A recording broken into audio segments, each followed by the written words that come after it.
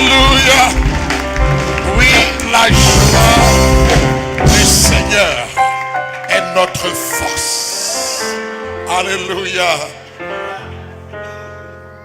Avec un tel thème et tout ce que nous avons reçu, la profondeur, la consistance de la parole jusqu'ici, il peut en être autrement.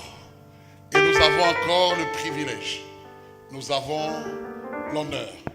Et avant toute chose, je voudrais saluer les pasteurs, les serviteurs de Dieu, servants de Dieu dans la salle. Vraiment que le Seigneur vous bénisse. Amen. Est-ce qu'on peut acclamer le Seigneur pour leur vie? Et je dirais, quatrième jour et dernier jour déjà. Waouh! Oh là là! Ce fut tellement intense, mais en même temps assez bref. Mais nous allons profiter de ces derniers moments. Amen. Alléluia. Alors, j'ai l'honneur, le privilège ce matin, vraiment au nom de toute la famille ICC, au nom du pasteur Yvan et du conseil pastoral, d'accueillir un père dans la francophonie, un père qui par sa vie est réellement un modèle pour nous tous. Amen. Et sans le savoir même de loin, il est en train d'impacter, d'influencer plusieurs qui l'ont connu depuis longtemps et qui le suivent. Et aidez-moi, vraiment, et je vais le faire sans la régie aujourd'hui, aidez-moi, frères et sœurs, peuple d'Amérique du Nord, aidez-moi à accueillir l'homme de Dieu, le pasteur Mamadou Karamiri.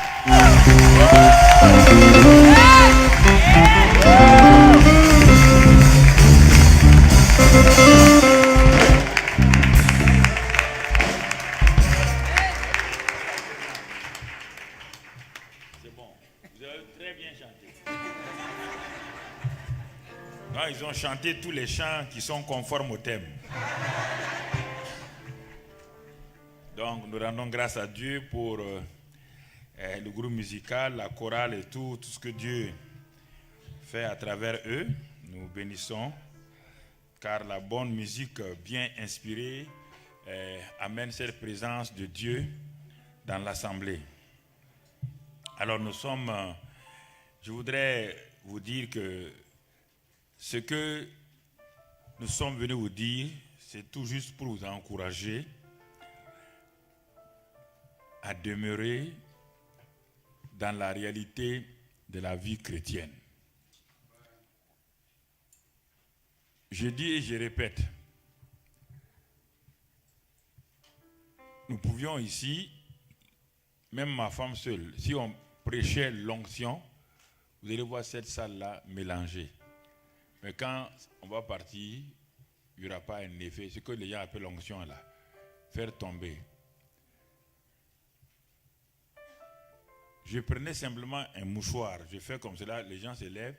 Quand je lance ma main comme ça, tout d'ici jusque là-bas, tout le monde est terrassé. Avant que ce que vous voyez avec Christ Ouyakoulomé là, je le faisais avant lui. C'est pour quand on s'est rencontrés, il m'a reconnu. Mais j'ai vu les effets de tout cela. Ce n'est pas durable. Donc, il y a beaucoup, je disais aux gens d'avancer, ils avancent. À 3 mètres, quand j'ai fait ma main comme cela, tout le monde est à terre, sans que je les touche. Des guérisons instantanées se passaient. Dieu m'a dit, tout ça c'est très bien. Mais ces gens que tu vois là, quand ils vont à la maison, là, ils ne savent pas comment vivre. Dans leur service, ils ne savent pas comment vivre la vie chrétienne. Alors, si c'est à l'église seulement qu'ils sont heureux, vraiment, ton ministère n'a pas produit un effet durable dans leur vie. C'est dans la société qu'ils doivent vivre. Ce n'est pas dans le bâtiment d'église. Le bâtiment d'église, on ne vit pas là-bas. C'est une communauté qui vient se réunir pour élever Dieu, pour exalter Dieu, recevoir une formation adéquate pour aller impacter ceux qui sont au dehors. Dans l'église, il n'y a pas de perdus. Dans l'église, les démons se tiennent très loin de l'église. Quand l'église chante, les démons se tiennent loin. Mais dès que vous sortez du bâtiment d'église, regardez l'atmosphère que vous rencontrez, l'incrédulité, l'impureté, tout, vous êtes assaillis de tous les côtés. Mais si vous devez tout le temps, votre stratégie, c'est de vous réfugier dans un bâtiment d'église. En ce moment-là, vous êtes comme les gens avant la chambre haute. Avant qu'ils aient eu la rencontre avec le Saint-Esprit, ils tremblaient, ils se cachaient dans la chambre, ils se cachaient dans des endroits. Mais non pas. Mais dès le moment où ils ont reçu le Saint-Esprit, Christ est venu en eux, c'est le monde qui avait peur d'eux. Le monde disait, voici les bouleverseurs du monde sont au milieu de nous. Ils sont venus, partout où ils allaient. L'église d'aujourd'hui fait quoi? Elle se replie sur elle-même, elle danse ses propres danses, elle fait ses choses, et le monde qui est autour là, personne ne sait qu'est-ce qui se passe ici. En ce temps, le monde va à ses occupations sans se préoccuper de ce que ces gens, ce club spécial qu'on appelle l'église là, est en train de faire. Réfléchissez un peu, vous allez voir. Si c'est pour ça que Jésus est venu, il a vraiment échoué. Si c'est pour l'église que nous voyons aujourd'hui sur la terre là, c'est pour ça que Jésus a quitté le ciel. 33 ans, se soumettre aux lois des hommes, manger, boire, il est obligé de dormir. Et il est allé à la croix pour produire une église uniquement pour les biens économiques, les biens matériels. Donc il a échoué, le Père a échoué, le Saint-Esprit a échoué. Et dans la Bible, vous ne voyez pas ça. Donc, je vous en prie d'écouter ce qu'on vous dit. L'essentiel, c'est ce fondement-là sur lequel vous devez vous bâtir. Le reste là, ça vient.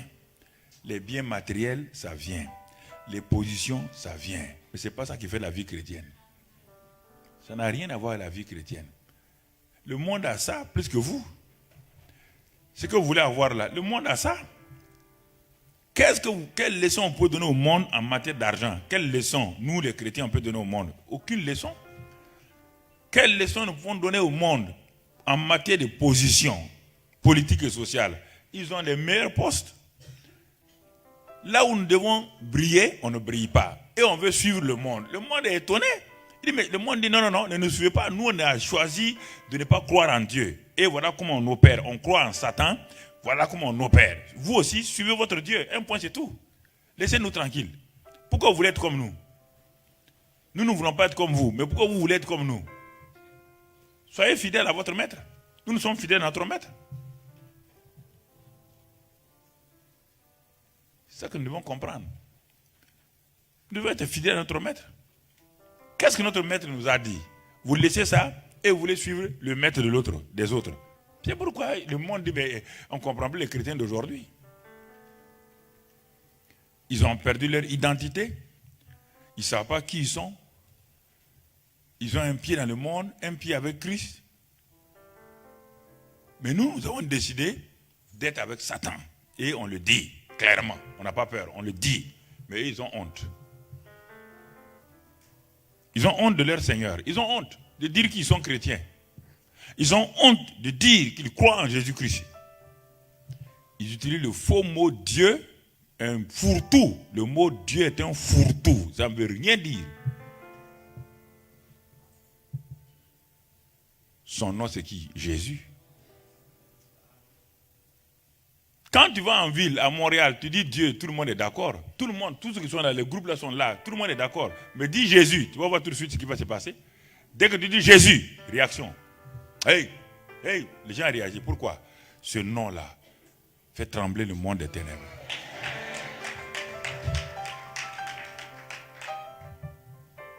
Voici la réalité.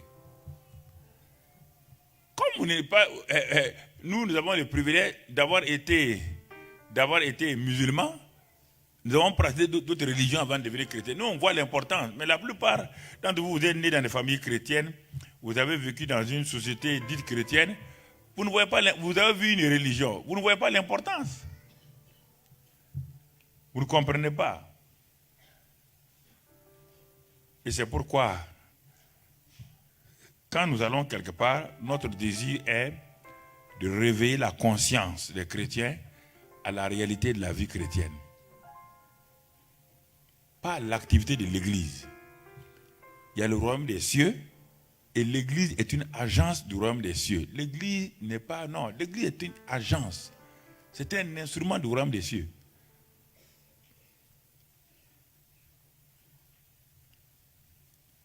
Alors, bien-aimés frères et sœurs, nous rendons grâce encore. Nous remercions le Seigneur pour votre pasteur, excellent pasteur et son excellente épouse, qui ont bien voulu nous inviter à venir, puisque nous n'allons nulle part si on ne nous invite pas, parce qu'on a assez de... Nous avons assez de travail, plus de 500 églises, plus de 150 églises missionnaires dans le monde. Nous avons ouvert 37 églises en Côte d'Ivoire. Nous avons ouvert 7 églises en Guinée-Conakry, 3 églises en Guinée-Bissau, au Cameroun 3, en RDC 2. Nous avons ouvert au Bénin, Togo, des églises, Ghana, églises. Nous avons ouvert donc au Niger des églises. Nous avons ouvert ensuite en France 3 églises, en Italie 2 églises, en Belgique 1 église, aux États-Unis 3 églises. Et tout ça, ça vient du Burkina Faso, nous qui finançons tout. Attendez, on n'envoie pas nos missionnaires souffrir. Hein? On ne les envoie pas, ils vont se débrouiller souffrir. Chaque missionnaire, quand il va quelque part, a droit à un véhicule automatiquement, la prise en charge de tout. Quand les gens viennent des États-Unis, de France, ils disent, mais comment vous faites? Il dit, mais au-dessus de nous, il y a le royaume des cieux, le ciel est ouvert.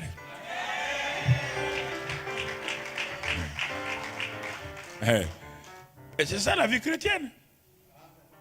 C'est ça qui fait que nous démontrons la réalité du royaume des cieux. Nous démontrons cela.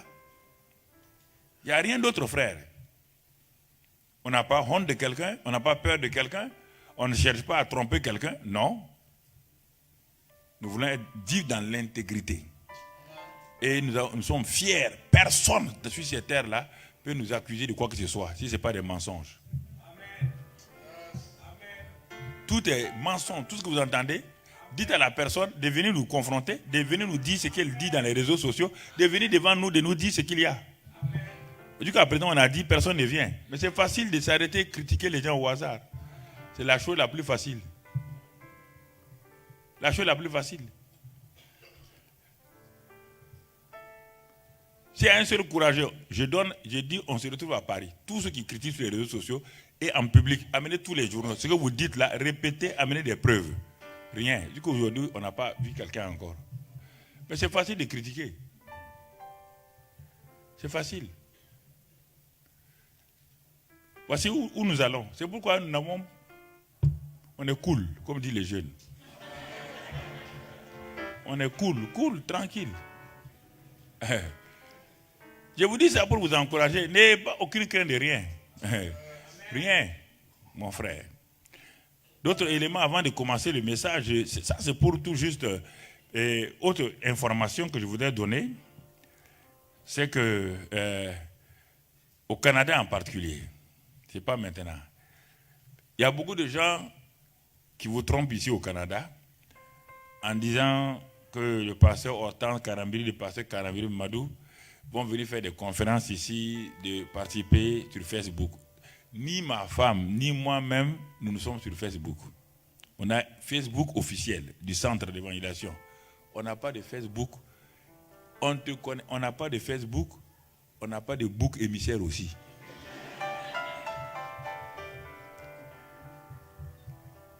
Nous ne parlons à personne sur Facebook. Quiconque dit qu'on a parlé avec lui sur Facebook, vraiment, je ne te connais pas. Je vais parler avec toi, pourquoi? Je ne te connais pas. Et comment je vais te demander de l'argent? Face à face, je ne te demande pas de l'argent. Je vais te demander de l'argent par Facebook. Réfléchissez un peu. Il y en a qui sont introduits dans cette salle-là. qui prennent des photos, qui vont tout. Quand on va partir, ils vont monter des photos pour dire, bon, ouais, le pasteur était venu à ICC, là, maintenant il va venir à Languedoc ou bien à Ganglion, c'est pas moi. Et ils vont inventer des choses comme ça pour vous soutirer de l'argent. Soyez intelligents. Soyez intelligents. On ne vous a pas demandé de l'argent face à face. Depuis que je suis venu, on vous a demandé de l'argent. Hein? Alors pourquoi on va maintenant quitter, aller vous demander de l'argent sur Facebook? Soyez intelligents un peu. Ah, le pasteur Mamadou m'a téléphoné. Il m'a demandé ça. Moi, de téléphoner. Moi, te dis sur Facebook. Et malheureusement, ça vient du Canada.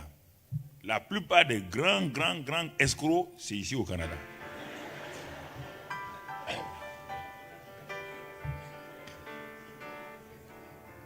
Oh oui, donc je vous dis ça.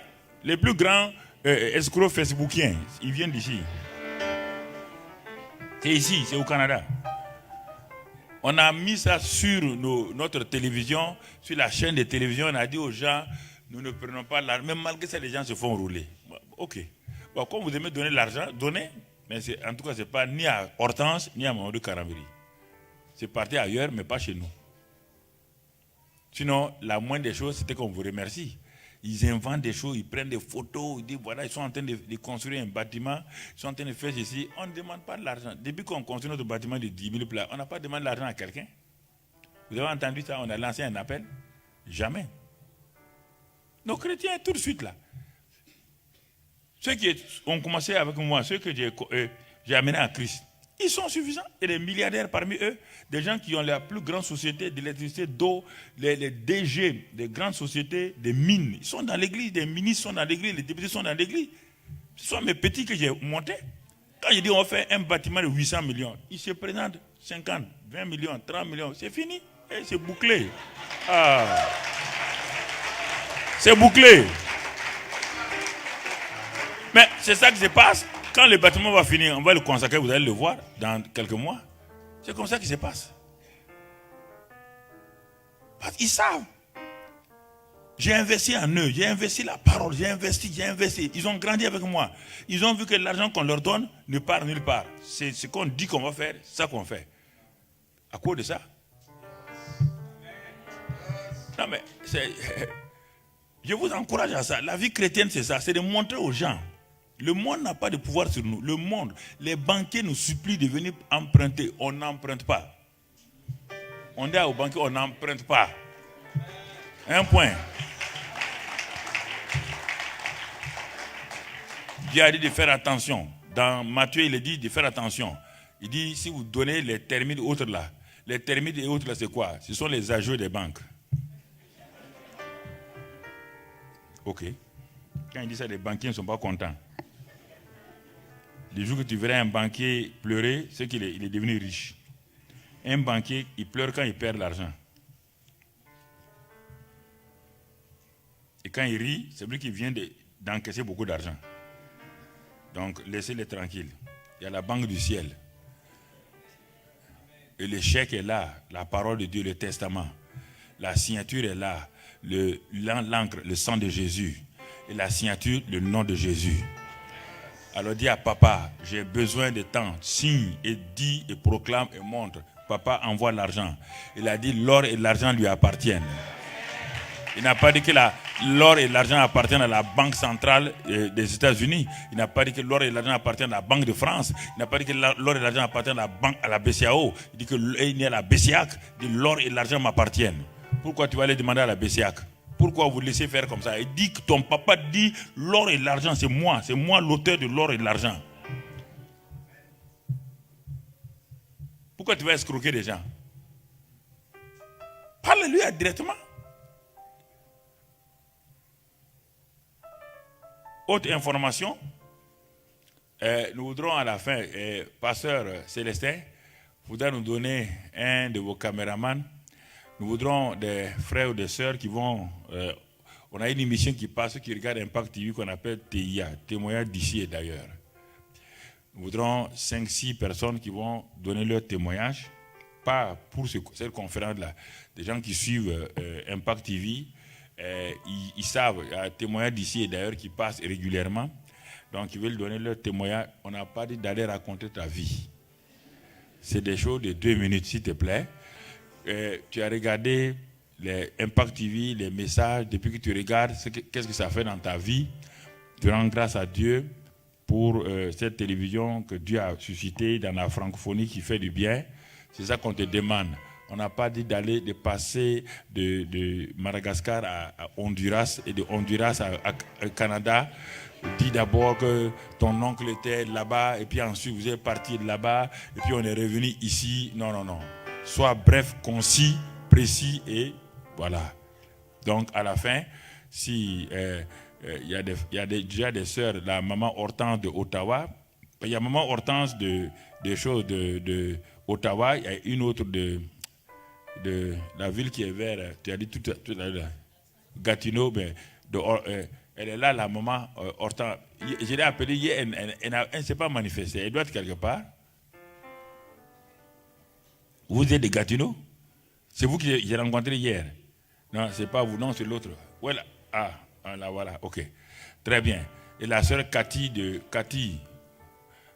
Voilà, ok, très bien. Donc, déjà, vous deux, plus d'autres personnes, si vous êtes volontaire, vous allez nous donner un caméraman. Ils vont être dans un endroit avec une bonne chaise, vous asseyez. Et comme vous suivez TIA, vous allez donner votre témoignage un peu. Donc, 5 à 6 personnes. Ok, merci Seigneur. Amen. Donc, ce matin, tout juste le message d'envoi que je vais vous donner. Le message d'envoi, donc, intitulé « Quel genre d'héritier suis-je » La vie chrétienne, c'est entre des pères, un père et ses enfants.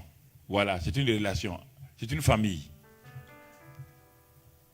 Une famille d'abord spirituelle et une famille physique. Nous sommes la famille physique ici, parce que Dieu dit qu'il a une famille dans les cieux, une famille sur la terre. C'est écrit dans la Bible.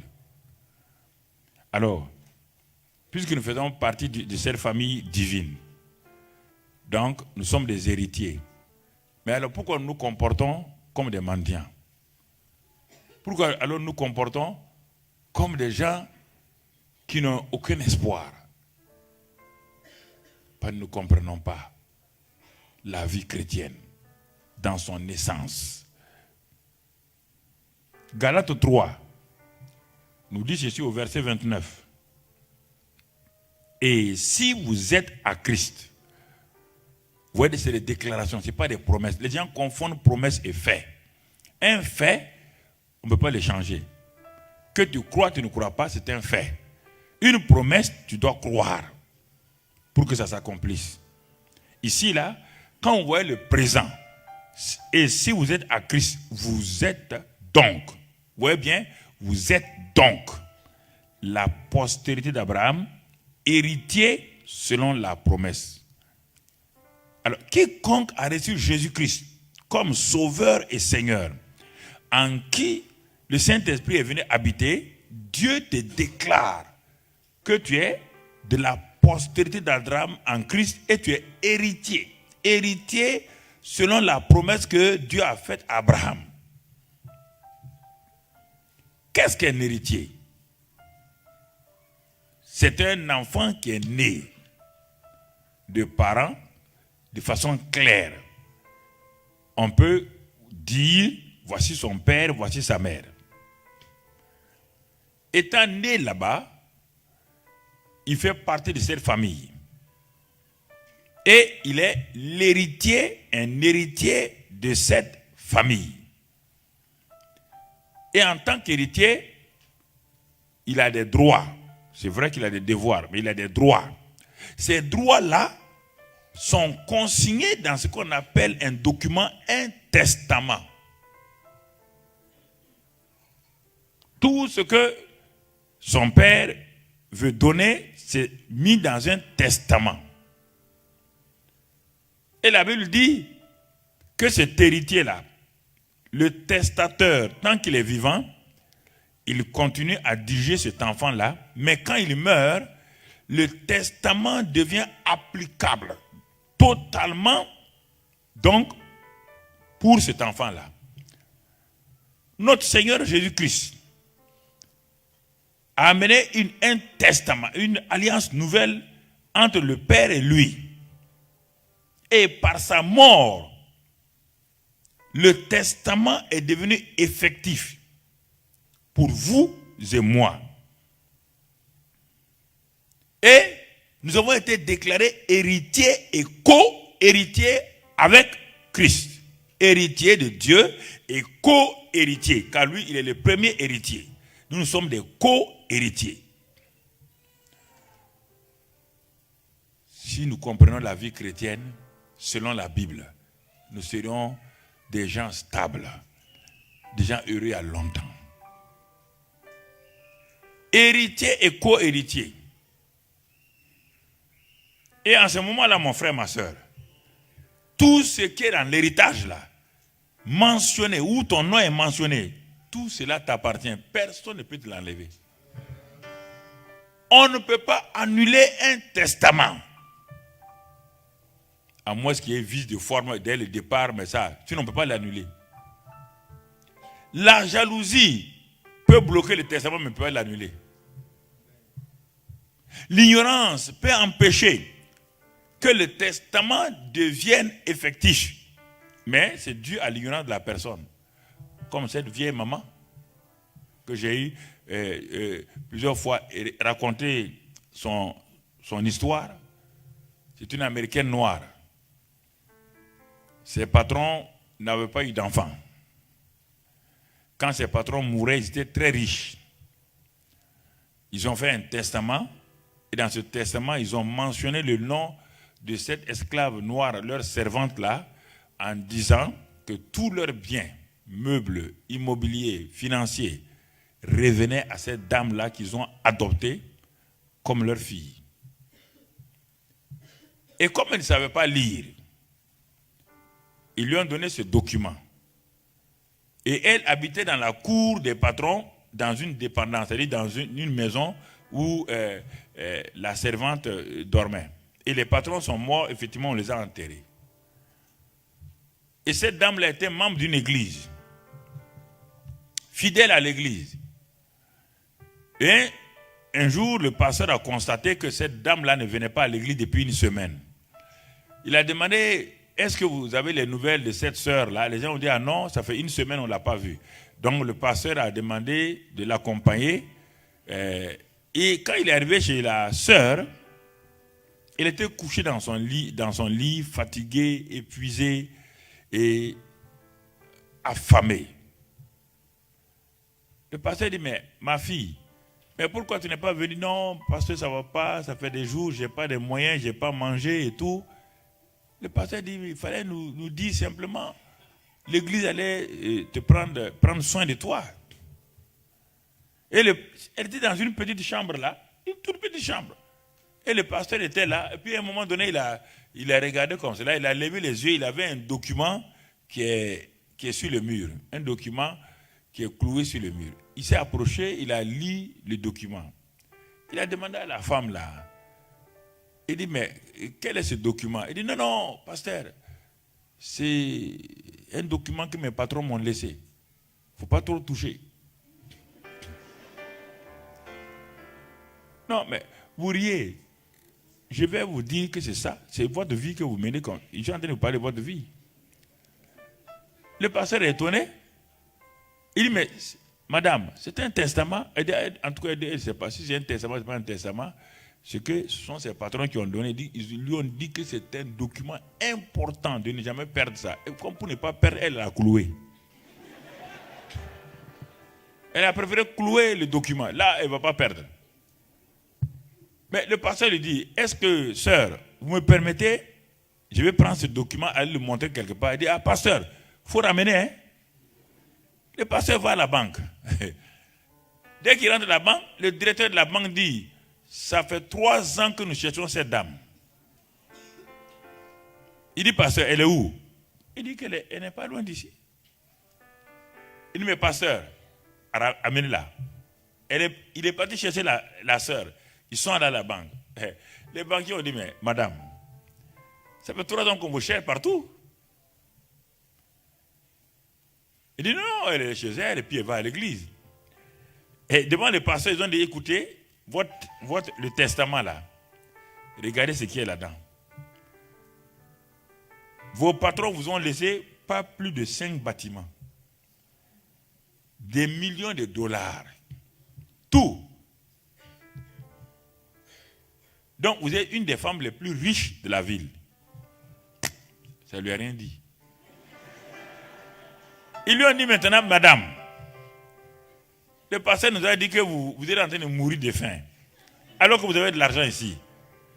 Mais il faut signer. Elle dit que ce n'est pas signé. Ça ne fait rien. Bon, mettez là, votre carte là, mettez une croix devant témoin de pasteur, tout, et dites-nous, bon, ce qu'on doit mettre, ce que vous voulez arriver comme argent. Vous savez ce qu'elle a fait? C'est terrible. Elle a demandé même 10 dollars. Les banquiers étaient fâchés. Elle dit, mais, madame, attendez. Nous disons que vous avez des millions de dollars. Est-ce que vous comprenez? Elle dit oui, elle sait. Vous avez des maisons et vous demandez 10 dollars. Elle dit, mais elle vit déjà avec 3 ou 4, 5 dollars, c'est bon. Vous imaginez? Mais je transfère ça sur vous. Regardez Galates 4, verset 1. Parfois c'est terrible. Quand je regarde les chrétiens. Galates 4, 1 dit, or, aussi longtemps que l'héritier est enfant, je dis qu'il ne diffère en rien d'un esclave, quoi qu'il soit le maître de tout.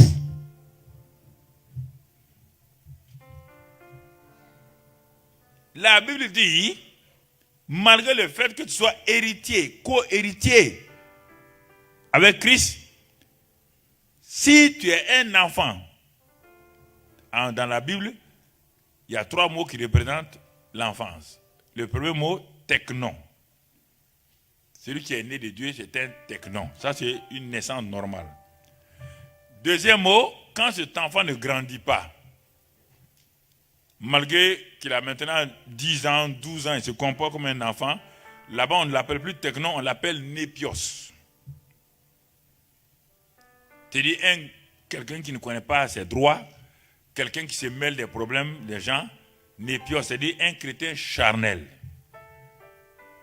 Mais s'il parle de technon, il a grandi correctement, il a mûri, on l'appelle maintenant ouios, ça veut dire fils. Et le mot ce n'est plus enfant, c'est le mot ouios, le mot fils qui va avec ça.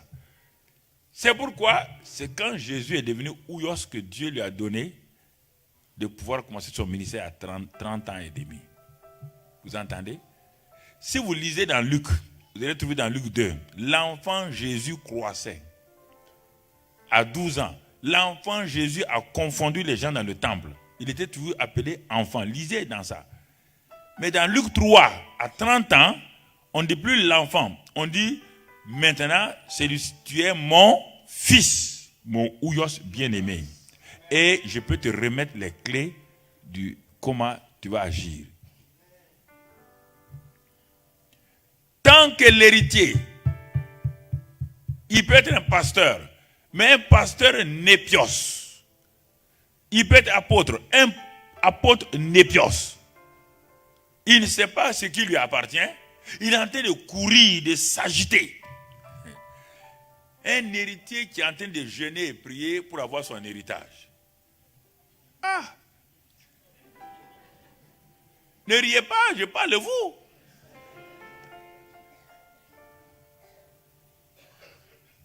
On dit, mais qu'est-ce que tu fais? Non, je suis héritier.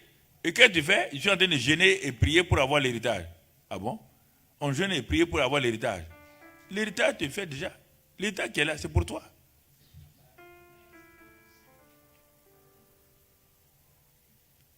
C'est dommage. Christ à nous là, te catapulte, te fait asseoir, te donne une assurance de ton identité, de ta position et de ce que tu as. Quand tu sais Christ en nous, les 3 vers viennent, tu sais ce que tu es, tu sais ce que tu as et tu sais ce que tu peux. Je suis, j'ai, je peux. Je suis, j'ai, je peux. Et ça, c'est une certitude en toi. Je suis un enfant de Dieu. J'ai la nature divine. J'ai tout et je peux tout par Christ. Ce n'est pas un slogan, c'est ce que tu vis. Alors, toi tu es chrétien. Tu es héritier, héritière. On ne voit rien. On ne voit rien. Tout le temps en train de prier, on ne sait pas pourquoi tu pries. Tu pries pourquoi? La prière est importante, je vous ai dit, la prière est importante. Mais quand tu pries au hasard, ça n'a aucun sens. On dit la prière de la foi, on n'a pas de la prière. La prière efficace.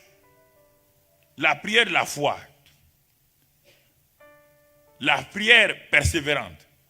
La prière d'importance. On ne parle pas de prière, on parle, chaque prière a sa caractéristique. On ne parle pas de prière. On parle de prière.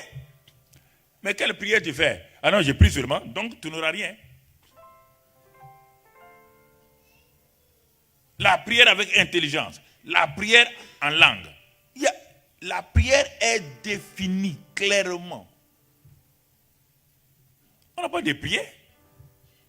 Toutes les religions prient. Mais regarde quels résultats ils ont. Rien. La prière peut être simplement un truc pour apaiser ta conscience. Pour Dieu, dans Jean 16, 23, 24, Dieu dit clairement par la bouche de son fils Jésus, et dit jusqu'à présent vous n'avez rien demandé. Demandez afin que vous recevez, afin que votre joie soit parfaite. Une prière dont le résultat ne donne pas une joie parfaite, c'est du néant. La prière a pour résultat de donner une joie parfaite. Toi tu pries, tu sors de la prière, tu es triste, il n'y a rien. Tu n'as pas prié, va reprier encore. Va, rentre, va prier, ma fille, va prier. Tu as dit des mots, tu confonds prière et mots. Dans la prière, il n'y a pas que des mots. Il y a les mots de la prière que Jésus a enseigné à ses disciples dans notre Père. Mais lis dans Matthieu 6, tu verras qu'ils ont dit à Jésus, enseigne-nous à prier. Il n'a pas dit de notre Père seulement. Non, il a dit plusieurs choses avant d'arriver aux mots, aux paroles de la prière. Et nous avons extrait notre Père là, on veut l'appliquer. Mais et le reste? Il dit, vous voulez apprendre à prier. La prière est un art, c'est une école. Si vous voulez prier, vous devez savoir comment prier. Quelle attitude? Pas prier comme un hypocrite. 1. Ne priez pas pour être vu. 2. Priez dans un endroit secret, dans le lieu secret. Ah, parce que Dieu, votre Père, est dans le lieu secret et il vous entend là-bas. Et ensuite, maintenant, il dit, quand vous priez et que vous avez quelque chose contre quelqu'un, quelque chose à quelqu'un, il dit, si vous êtes debout en train de prier, pardonnez. Et enfin, il dit maintenant, quand vous avez rempli toutes ces conditions-là, voici les paroles de la prière.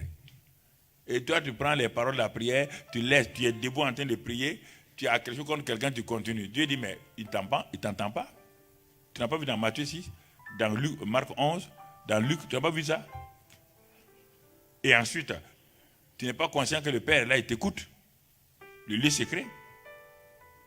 Et ton attitude, tu pries pour qu'on te voie. Et tu as les bonnes paroles, mais la mauvaise attitude. Non, ne parle pas de prière. Ne me dis pas que je n'aime pas la prière. Chaque année, j'enseigne. Chaque année, j'enseigne 3 mois de prière. Actuellement, j'ai commencé en juin. Je suis en train de prier sans cesse. On est sur ça encore, on n'a pas fini. Depuis juin.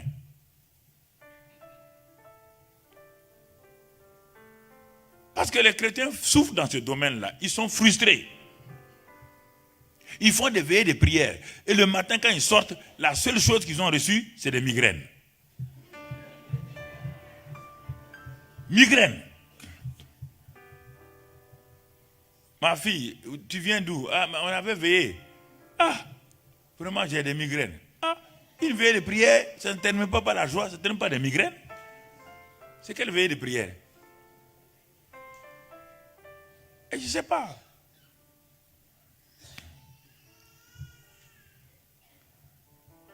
Donc tu comprends?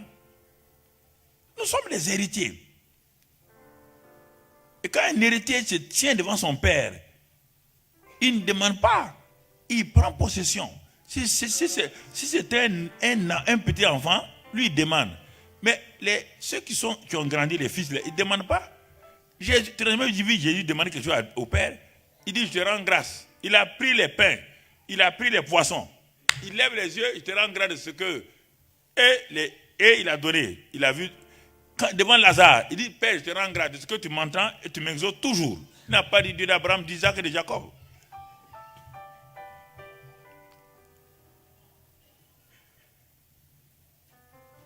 Vous voulez aller prendre le modèle d'Élie. Le modèle d'Élie ne correspond pas à vous aujourd'hui. C'est vrai qu'on enseigne pour montrer la persévérance de la prière. Élie a prié sur la montagne 7 fois. Bon, maintenant, chacun va dire, première fois ça veut dire ça, deuxième fois ça veut dire ça, troisième fois ça veut dire ça. Où c'est écrit, tu as vu, première fois ça veut dire ça. On invente des messages comme ça. Que les 7 tours de Jéricho là, premier tour ça correspond à ça. Où tu as vu ça là-bas? Tu as vu ça où? Que le premier tour là correspond à ça. Le premier tour correspond à la repentance. Deuxième tour correspond à la foi. Troisième tour correspond à la sanctification. Quatrième tour, ça. Où tu as vu ça? Où tu as vu?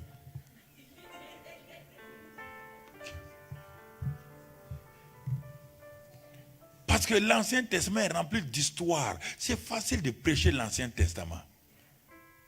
Parce qu'il y a beaucoup d'histoires, de contes sur la vie des gens. Dans le Nouveau Testament, il n'y a pas de contes, il n'y a pas d'histoire. C'est la révélation.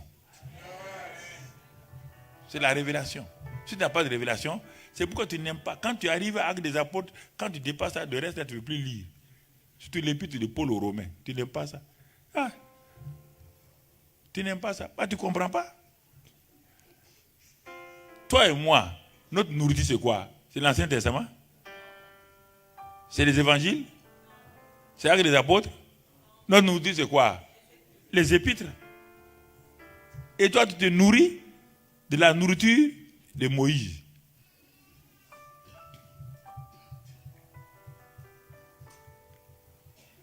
Moïse est né de nouveau? Hein? Moïse était un enfant de Dieu? Vous doutez là? Moïse, il était quoi? Serviteur. Va lire dans Hébreu 8, Hébreu 9. Moïse était un serviteur. Et nous sommes des fils. Entre un fils et un serviteur, lequel est plus important? Le premier ministre d'un président peut rentrer dans sa chambre à coucher, mais son plus petit enfant rentre dans la chambre à coucher. C'est différent parce que l'autre est un serviteur, l'autre est un fils. Si tu es un fils de Dieu, tu rentres dans les lieux secrets du papa. Les serviteurs pour rentrer, écoutez, il faut comprendre ça. Les serviteurs pour rentrer dans le lieu secret où il y avait la présence de Dieu, pour rentrer là-bas, le lieu secret là, il fallait qu'ils amènent du sang. Ils versent du sang. Et puis ils rentrent une fois par an. Une fois par an, les serviteurs, Moïse, Aaron, tout ça. Dieu leur permettait de venir lui parler une fois par an. Et puis quand ils rentraient là-bas, selon la loi juive, comme personne ne peut rentrer dans le lieu secret, il n'y a que le souverain sacrificateur, puis Moïse, on attachait une corde à leurs pieds. Au cas où ils mouraient là-bas, on les tire pour sortir. Qui va rentrer? Qui est fou? Tu rentres, tu meurs aussi.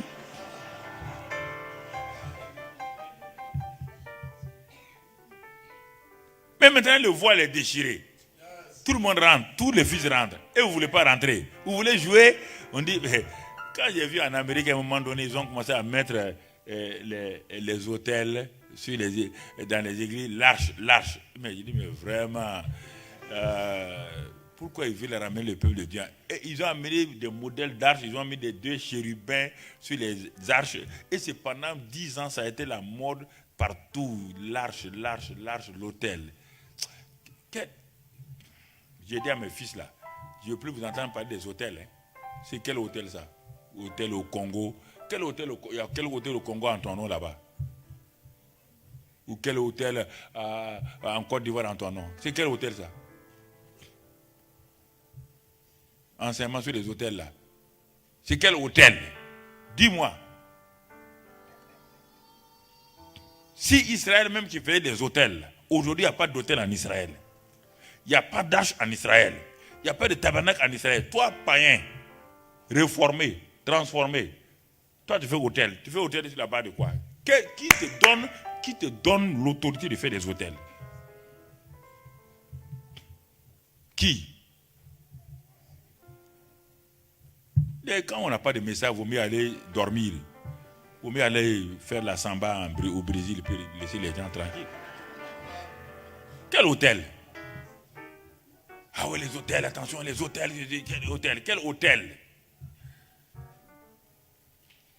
Jésus, la croix, l'hôtel de Dieu, la croix a mis fin à tous les hôtels. La croix de Jésus a déchiré le voile. Dieu a été libéré, Dieu est sorti rapidement. Depuis ce jour-là, tu as vu l'arche encore? Tu as vu l'arche? Il n'y a plus d'arche. En Israël, il n'y a plus d'arche. Où tu vois ça? Si Israël même n'a pas d'arche, n'ont pas d'hôtel, comment toi, un païen qui a été greffé sur l'arbre là, toi tu pars inventer des hôtels? Et ce sont les païens. Quand on dit païens, on ne parle pas des gens méchants, c'est-à-dire tous ceux qui ne sont pas de la race d'Israël. Et vous inventez des hôtels, ça vient d'où? Et vous voulez prêcher ça parce que les grands hommes de Dieu ont prêché. Tu as vu dans les épîtres, là, Paul parlait d'un hôtel. Qui est notre modèle? C'est Paul, non? Tu as vu, il parle des hôtels. Je préfère vous troubler comme ça. Parce que c'est facile. Les hôtels, quel hôtel? Tu vas faire quel hôtel? Tu vas faire avec quoi? Quel est le bois que tu vas utiliser? Quels sont les matériaux que tu vas utiliser aujourd'hui si tu veux faire hôtel? Quels matériaux? Tu vas les avoir où? Prêcher l'évangile simple. Si tu entends ce message Christ en vous et tu repars pour faire les hôtels là, mon ami, moi je vais rester au Burkina envoyer le feu sur toi. Je vais envoyer le feu sur toi et tu vas comprendre. On vient de dire la réalité, tu retournes à l'ombre. Ça c'est l'esprit magicien africain parfois. Les hôtels, on aime ça. Il y a quel Baal qui est là? Hein? Il y a quel Baal? Est-ce qu'il y a Baal au Canada? Est-ce qu'il y a Baal en France? Est-ce qu'il y a les Astartés en France?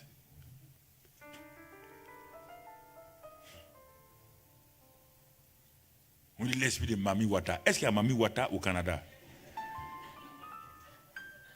Chaque pays a ses démons. Tu ne connais pas les démons de ton pays. Tu peux prendre Mami Wata qui est là-bas sur la côte ivoirienne, ghanéenne, togolaise. Mami Wata, Mami de l'eau, la maman de l'eau. Et toi, tu amènes ça au Canada. Découvre les démons qui sont au Canada et chasse-les. Satan a organisé, Satan est un organisateur. Dans chaque nation, il a organisé, il a mis des principautés, il a mis des dominations. Tu ne connais pas les dominations du Canada. Et toi, tu veux prendre les dominations. Mais une confusion totale qui fait que les chrétiens, ils ne savent pas.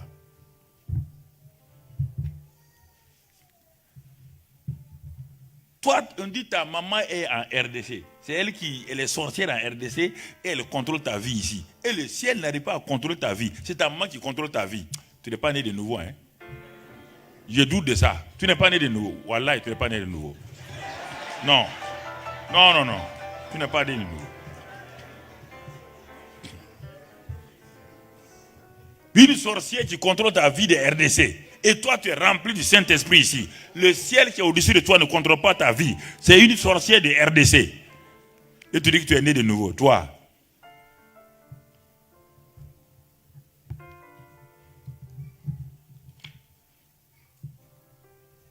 Avant d'être converti, tu aimais ça, ouais.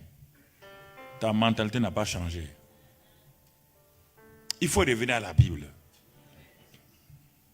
Revenons à la Bible.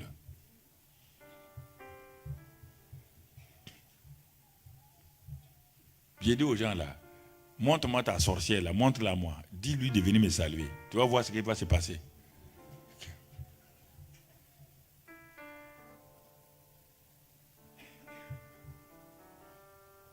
Vous lisez toutes sortes de livres, vous ne vérifiez pas. Vous ne vérifiez pas la Bible.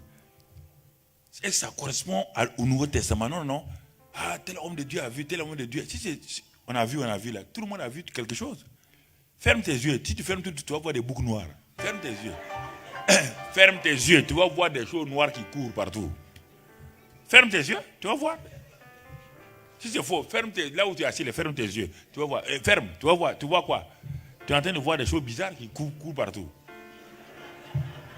Ça, c'est pas vision.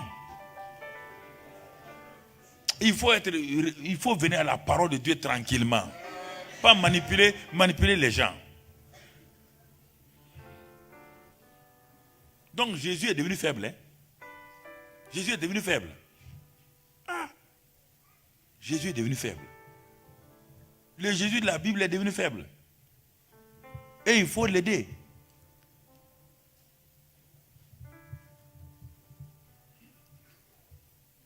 Parce que les héritiers sont enfants, ils ne comprennent pas. C'est pourquoi on les trouble. Ils ne sont pas positionnés. Ils n'ont pas d'assurance. N'importe qui les manipule. Ils sont héritiers, mais ils ne savent pas qu'ils sont héritiers.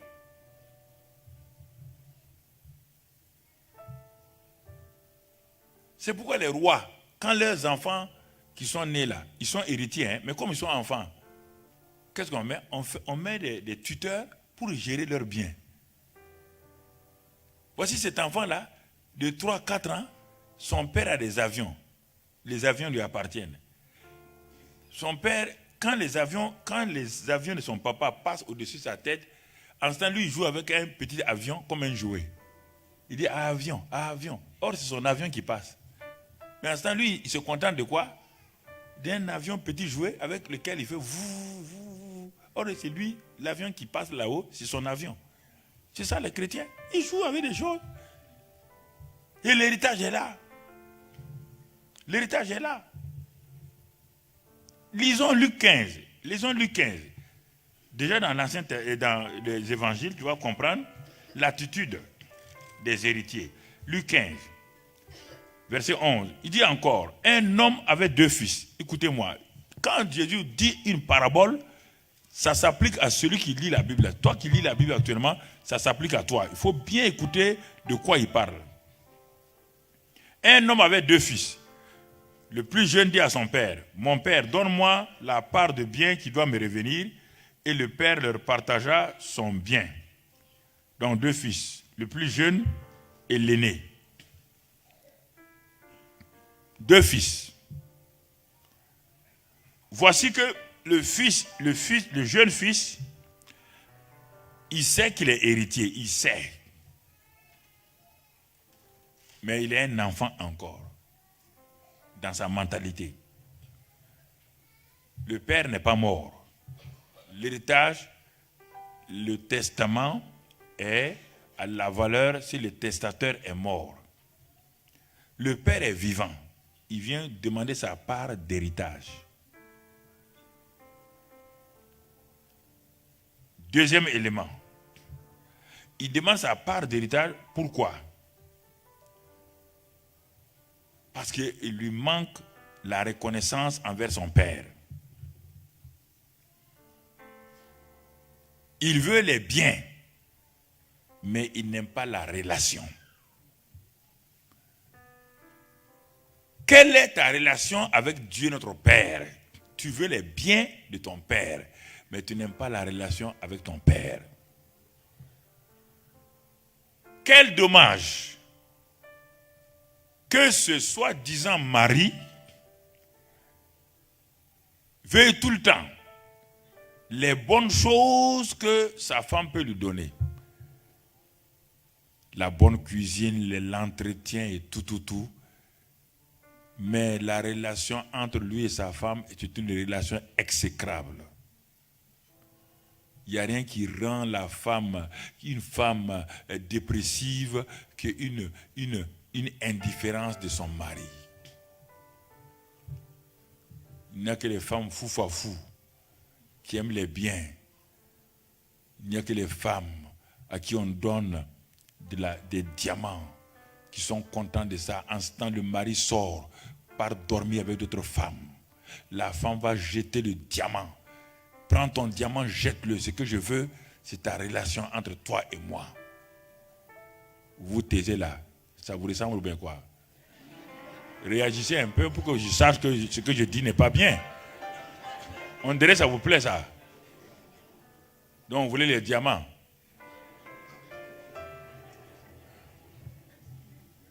Aucune femme normale. Oui, je t'ai acheté une nouvelle voiture. Je t'ai acheté une villa. Je t'ai acheté ceci ou cela.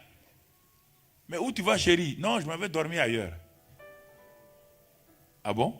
Et tu es contente? Mais c'est ça qu'on fait avec Dieu. On ne veut pas de relation avec Dieu. On veut ses mains. Les petits enfants ne veulent que les biens des mains de leurs parents. C'est leurs mains. Pour les enfants tendent la main, ils prennent tout. Ils veulent tout. C'est la main d'abord. Mais quand l'enfant grandit, il détourne ses yeux des mains de son père et puis il regarde maintenant le visage de son père pour voir la réaction de son père face à ce qu'il est en train de faire. Mais quand ils ont grandi, ils ne regardent plus les mains ni le visage, ils cherchent à voir ce que le cœur du père veut. Ça, c'est le chrétien qui a grandi. Il ne veut plus les biens. Il regarde ce que le père veut. Cet héritier il n'est pas mûr. Il dit non, moi je veux quitter la maison de mon père. Je veux quitter la maison de mon père. Trop c'est trop. Je veux aller vivre une vie. Je suis à l'étroit ici. Je veux vivre ma propre vie. Et le père, comme le père aime le fils, et il sait que cette séparation temporaire va lui coûter cher, il dit bon, comme il a sa volonté, il veut qu'on lui donne, donnons-lui sa part. Il est parti. Au bout de quelque temps, il est tombé dans les besoins. Il est triste. Il est tellement tombé qu'il est devenu gardien de pourceaux, de porcs. Et on lui interdisait même de manger la nourriture des porcs. Quand un enfant de Dieu, un chrétien, n'a pas saisi la vie chrétienne, veut seulement les biens de Dieu, veut seulement les positions, veut seulement des élévations, veut seulement de l'argent, veut seulement la prospérité, veut seulement ces choses-là, quand il les prend, il donne dos à son père. C'est la même chose ici. Il s'en va. Il s'en va.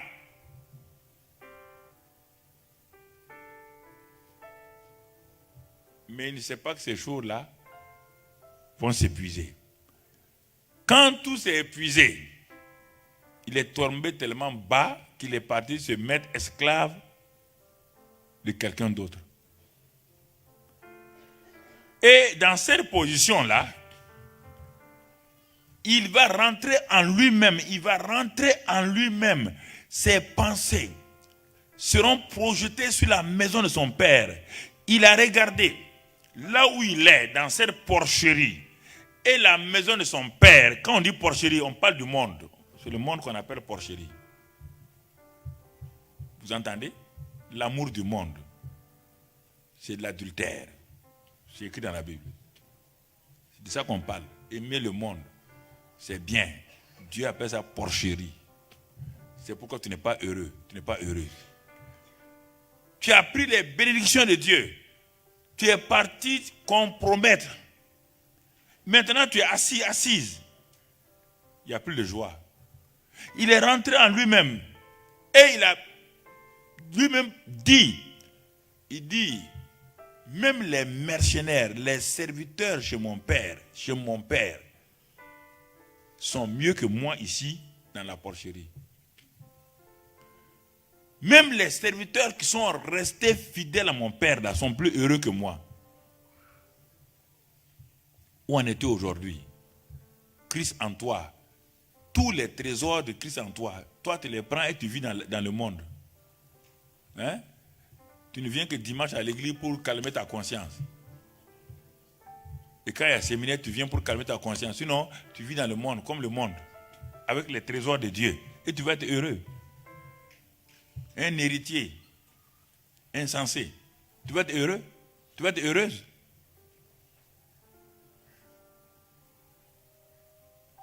Le Saint-Esprit va te convaincre de péché, de jugement et de justice. Et le Saint-Esprit a commencé à convaincre ce jeune homme-là. Il dit, mais est-ce que là où tu es là, tu es heureux? Il dit non. Tu es tombé plus bas que les gens de ce monde-là. Quand tu es un chrétien rétrograde, le monde même le méprise. Le monde même le méprise. Il n'a plus de valeur aux yeux de... Un infidèle, un traître n'a pas... Personne ne respecte un traître. C'est pourquoi quand Adam a trahi Dieu, les lions, les ours, les animaux l'ont attaqué. Il fuyait devant eux. Quand il était fidèle à Dieu, c'est lui qui contrôlait les animaux. Il contrôlait la nature. Dès qu'il a dit, il a trahi Dieu, la terre s'est révoltée contre lui, les épines. Les animaux sont révoltés contre lui. La terre a commencé à produire des microbes, tout. L'homme était attaqué de tous les côtés. Parce qu'un traître, on le combat. Un chrétien qui rétrograde, qui prend les biens de son Père, tous les trésors de Christ. Colossiens 2. Tous les trésors de Dieu sont en Christ. Toi, ce Christ est en toi. Toi, tu prends ce trésor-là et tu vas compromettre ta vie avec le monde. Le monde ne te laissera pas. Quand Jonas, Dieu a placé Jonas, il lui a donné une grâce particulière d'aller parler à Ninive. Jonas a dit, je n'irai pas, car les Ninivites sont trop méchants. Jonas a pris un bateau et il croyait qu'il s'enfuyait loin de Dieu. Il croyait, comment un homme peut être insensé pour croire qu'il peut fuir loin de Dieu? Comment un homme peut penser qu'étant dans une chambre noire, Dieu ne le voit pas? Comment un homme peut penser qu'en faisant des choses bizarres, quelque part, Dieu ne le voit pas? Il faut être insensé. On te dit, la Bible dit dans Psaume 139, la nuit n'est même pas noire pour toi. La nuit est claire. Quand Dieu, la lumière vient, toute obscurité s'en va et il te voit clairement. Tout ce que tu es en train de faire là, Dieu voit tout. Il te regarde avec étonnement. Il dit, mon enfant, tu fais quoi ici? Qu'est-ce que tu fais ici? Il a dit ça à Jonas. Il a dit ça à Élie. Quand Élie a fui, aller dans une caverne. Il dit, mais qu'est-ce qu'un prophète fait dans une caverne? Une caverne de loup, une caverne de serpent. Qu'est-ce qu'un homme moins fait dans une caverne? Quand vous fuyez loin de Dieu, vous allez là-bas. Les gens du bateau, des païens, vous voyez le monde encore, la même chose. Les mêmes cochons de l'enfant, les mêmes cochons les trouvent dans le bateau. Il vient demander à Jonas, on a des problèmes là, on est en péril là, on est en difficulté, on est en danger. Nous voulons savoir d'où le danger vient. Nous avons prié nos dieux. Nous avons des dieux aussi. Le monde a ses dieux. Nous avons prié nos dieux. Ils n'ont pas répondu. Nous avons cherché. Et toi, d'où viens-tu? Quelles sont tes affaires? Jonas est descendu dans la cale du bateau, allait se coucher pour dormir. Les gens l'ont poursuivi. Écoutez-moi, chrétien. Si tu refuses de manifester Christ en toi, le monde même va te persécuter. Jésus a dit, allez, quand vous recevez le Saint-Esprit, soyez mes témoins en Judée, en Jérusalem, Judée, Samarie. Ils ont reçu le Saint-Esprit, ils sont restés à Jérusalem. Dieu dit, ok, feu! On a attrapé Jacques, on l'a tué. Feu! Feu! Quand la persécution est venue, ils ont fait quoi? Ils ont tous fui. Dieu dit, ah bon, chrétien, tu m'entends? Pourquoi tu as des problèmes? Regarde bien là où tu es. Soit tu es dans une porcherie, ou tu es sous un feu, ou tu es dans un bateau, quelque part, parce que Dieu te poursuit parce qu'il a mis en toi ses trésors. Amen. Toi, tu vas fuir les trésors de Dieu. Tu es chrétien. Tu as reçu les trésors de Dieu. Tu as reçu la vie éternelle. Tu as tout reçu. Et toi, tu ne veux pas travailler pour Dieu. Dieu va te poursuivre. Hein? Il va te ramener.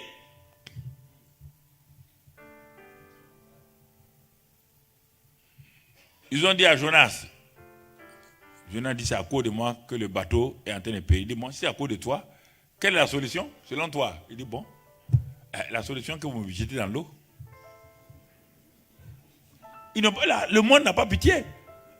Le monde n'a pas pitié des chrétiens traites, des chrétiens rétrogrades. Le monde n'a pas pitié. Le monde a appris, ok, mon ami, nous on veut sauver notre vie. Ils l'ont jeté. Heureusement, Dieu a eu compassion de lui. Il faut que tu reviennes à Dieu. Tu es un enfant de Dieu. Ta vie de prière, rien. Pour jeûner, c'est un problème. Pour prier, c'est un problème.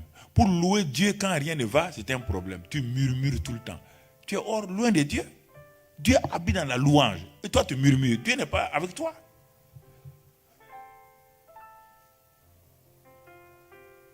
Regarde où tu es. Tu n'as plus de joie. Tu viens à l'église pour faire semblant. Tu viens à l'église dimanche. Tu tapes les mains, on saute. Mais toi, tu sais que tu n'as plus la joie. La joie du salut n'est pas là. La joie du salut n'est pas là. Un héritier qui est comme un orphelin. C'est dommage. Mais notre héritier ici, là, de Luc 15, là, qu'est-ce qu'il a fait? Il est rentré en lui-même. Il a dit, je me lèverai. Ah, ce matin, si tu décides de te lever, ce serait une bonne chose pour toi. Décider de te lever ta position de fauteuil, où tu es assis, là, ça ne va pas. Je me lèverai et j'irai voir mon Père. Je dirai à mon Père, j'ai péché contre toi, le ciel. Il s'est levé. Il est allé.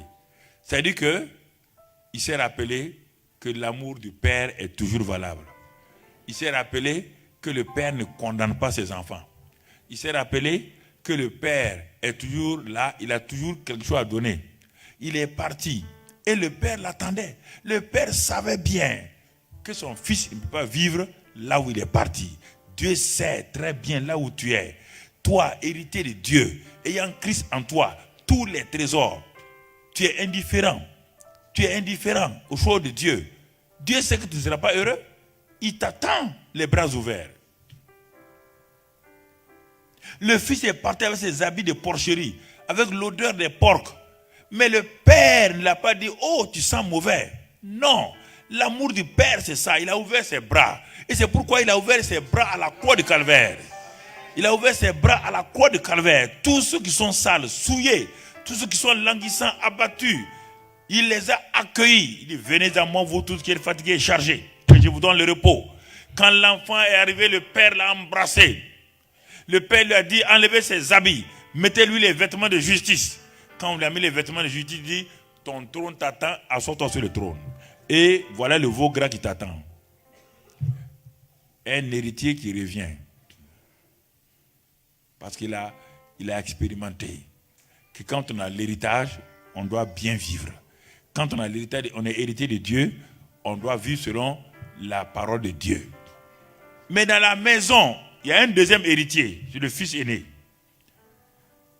Ça, c'est d'autres aussi qui ressemblent à ça. Certains ressemblent au premier fils, d'autres ressemblent au fils aîné. Lui, il est pur et dur. Il travaille pour le Père. Il est dans les champs. Il est à l'église. C'est ça. Il est à l'église. Il nettoie l'église. Il lave les bancs. Il fait tout ceci là. Il dit, bon, les frères infidèles, les sœurs infidèles là. Mais il n'a pas la mentalité d'un héritier. Il est aussi pire que l'autre.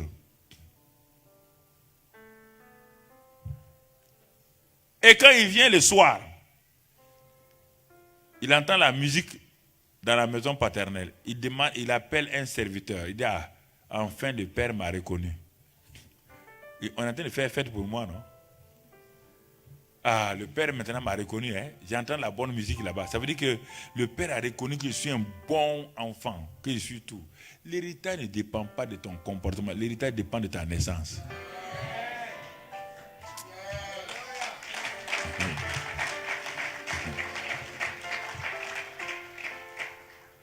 Mais maintenant, tu peux être malheureux si tu n'obéis pas à ton Père. L'héritage, dès le moment où tu es né, l'héritage t'appartient. Mais tu peux l'utiliser mal. Ou bien tu peux être indifférent à l'héritage. Tu veux qu'on te reconnaisse. Ce fils aîné voulait qu'on le reconnaisse. Il dit, ah bon, tout est prêt, hein, c'est moi qu'on attend. On dit, non, non, non, c'est pas toi. Il dit, c'est qui alors? Papa a fait fête pour qui? On dit, mais c'est pour ton fils, ton frère qui est revenu. Il dit, ah bon, ce prostitué-là, regarde le langage d'un héritier. Il y a des héritiers qui vivent dans la prostitution, il y a des héritiers qui ont un langage de prostituée, un langage ordurier. Ils sont saints, apparemment, mais ils sont remplis d'amertume, de haine. Et c'est pourquoi son père est sorti pour aller vers lui. Il dit, mon fils, mais ton frère qui était perdu est revenu? Sois dans la joie. Il dit, non, non, non, pas question. Mais regardez la fin. Il y a deux histoires qui se terminent mal dans la Bible, l'histoire de Jonas et l'histoire de ce fils-là. Jonas est resté en dehors de Ninive. Et le livre de Jonas s'est terminé en queue de poisson. On n'a plus entendu parler de Jonas. Et la vie de ce fils aîné-là. Le père est sorti pour lui parler. Il a mal parlé à son père. Il n'a pas pris son héritage. Le père est rentré. Il l'a laissé au dehors là-bas. On ne sait pas qu'est-ce qui est arrivé de lui. Quelle sorte d'héritier es-tu? C'est ça. Il dit l'héritier, s'il est un enfant, il ne sait pas qu'il est héritier. Mais si l'héritier, lui aussi, il a une mentalité rétrograde, il ne saura pas que l'héritage lui appartient par naissance et non pas par devoir. Alors, bien-aimés frères et sœurs, c'est le message d'envoi que je voulais te laisser ce matin-là, ce midi, pour que tu comprennes que Christ en nous là, c'est ça. Tu es héritier. Lisons quelques passages et nous allons voir ce que l'héritage t'a donné, ce que l'héritage. Hier soir on a vu les trois éléments, les trois bienfaits, les trois bénéfices donc de Christ en nous. Le matin, on a parlé de témoins de Christ, mais ce midi, c'est les héritiers. Si tu comprends, il faut prendre tous ces messages-là sur clé USB ou quoi, tu vas entendre des choses que tu n'as pas entendues dans une semaine. Dans 10 jours, quand tu vas écouter, tu vas dire non, ce n'est pas. Pourtant, je te dis, actuellement, tu es focalisé sur certains points. Mais quand tu vas prendre ça, tu vas faire une retraite personnelle. Tu vas écouter ça régulièrement. Écouter, tu vas comprendre ce qui va t'arriver. Donc, tu es héritier. Je suis héritier. Tu es héritière. C'est sûr et certain. Colossiens 1,12 nous dit, Colossiens 1,12 dit que Dieu nous a rendus capables d'avoir part à l'héritage des saints dans la lumière. Ça, c'est le verset 12. Et parce qu'il nous a délivrés de la puissance des ténèbres et nous a transférés dans le royaume du Fils de son amour. Nous avons été transférés, nous sommes dans un royaume actuellement, le royaume de Dieu. Nous sommes dans ce royaume-là, le royaume de Dieu.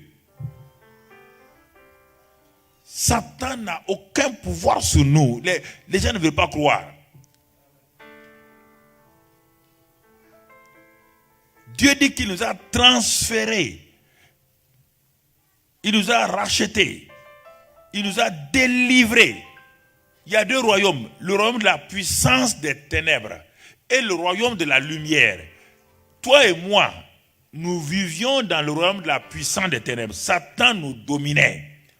Par la mort de Christ Jésus, par sa résurrection et par le fait que nous avons cru en lui, Dieu a manifesté son bras puissant pour nous arracher de la main de Satan. Il n'y a pas de prière, il n'y a rien à faire. Ça, c'est un acte divin.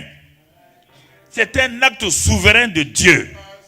C'est Dieu qui l'a fait. Aucune prière ne l'a faite. Dieu l'a fait lui-même. Dieu a tant aimé le monde. Tu ne t'es pas né. Tu ne t'es pas né. Il a aimé le monde souverainement. Et il a donné son fils. C'est ça qui a fait que il a brisé les reins de Satan.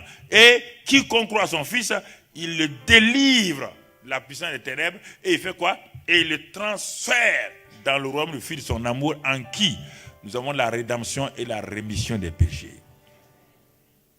Et dans ce royaume-là, tu deviens citoyen et en même temps fils et héritier. Mais maintenant, que fais-tu après tout cela? Dans ce royaume, il dit, tu es fils. Il dit oui. Il dit, je t'ai béni de toute bénédiction spirituelle dans les lieux célestes. Éphésiens 1:3. Voilà les héritiers. Tu es dans le royaume. Tu es béni de toute bénédiction. Je n'ai pas besoin d'autres bénédictions. Je suis déjà béni de toute bénédiction. Ah, Seigneur, donne-leur de comprendre et de répondre vivement. Et ils ne croient pas, ils sont en train de lutter. Ils veulent lutter pour avoir ça. Ils ne savent pas, ils veulent lutter contre qui, on ne sait pas. Contre Dieu, ils ne savent pas, ils veulent lutter pour avoir des choses que Dieu leur a données. C'est dommage quand même. Les héritiers de ce monde-là ne luttent pas pour avoir l'héritage de leur papa. Et pourquoi vous luttez pour avoir l'héritage de votre papa? Je ne comprends pas. Il y a une chose simple, une logique là. Le plus grand milliardaire, il a écrit son testament, il a mis tous les enfants, chacun à sa part. Quelle est la lutte que les enfants vont faire? Il suffit d'aller chez le huissier ou le juge, ou le notaire, qui lit l'héritage. Toi, ça te revient, c'est fini, tu prends possession. Les enfants qui savent que leurs parents étaient très riches et qui est fidèle, un père qui est honnête, savent qu'il a donné un héritage pour chacun d'eux. Quand les enfants meurent, quand le père meurt, ils font tout pour honorer. Ils savent que le temps vient, on va les appeler. Notre Seigneur est mort et ressuscité. Il a écrit un testament. Il a scellé par son sang. Il a dit, je vous ai transféré. Je vous ai béni de toute bénédiction. Je vous ai élevé avec moi. Je vous ai positionné dans les lieux célestes en Christ. Éphésiens 2, 5, 6 et tout. Et vous êtes mon ouvrage. Je vous ai créé pour les bonnes œuvres que j'ai préparées pour vous. Éphésiens 8, Éphésiens 10. Tout ça, c'est pour vous. Et tous les trésors qui sont en moi, Christ, ces trésors-là, je vous ai transférés. Vous avez tout pleinement en Christ. Tout pleinement. Colossiens 2, verset 2, verset 9, verset 10. Ensuite, Colossiens 2, verset 2 et 3. Ensuite, Colossiens 1, verset 27. Christ en vous. Quel Christ? En qui le mystère révélé de Dieu, en qui se trouvent tous les trésors de la sagesse et de la science, est en vous. Vous avez tout pleinement en lui. Tout pleinement en lui. Ton problème, mais si on a tout ça, pourquoi ça ne se passe pas? Voilà ton ignorance là. C'est ça ton problème.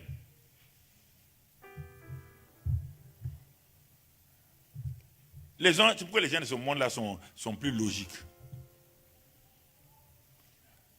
Les sous-sols des pays, les sous-sols là, étaient remplis d'or, de diamants. Mais les gens étaient dans la pauvreté. Ils ne savaient pas d'avoir dans son sous-sol riche. Mais il faut des instruments pour l'explorer. C'est ça que je suis en train de dire. Dieu a mis en toi des trésors. Mais c'est la foi, la proclamation qui manifeste ces trésors-là. Pour enlever l'or, il y a des machines qui creusent, qui vont au fond. Pour extraire le pétrole, il y a des machines qui vont au fond. Mais Dieu a mis en Christ tous ces trésors. Et ce Christ-là est en toi, dans ton esprit. Et il te dit, tout t'appartient. Tout. Toi, tu t'assois et tu attends. Non.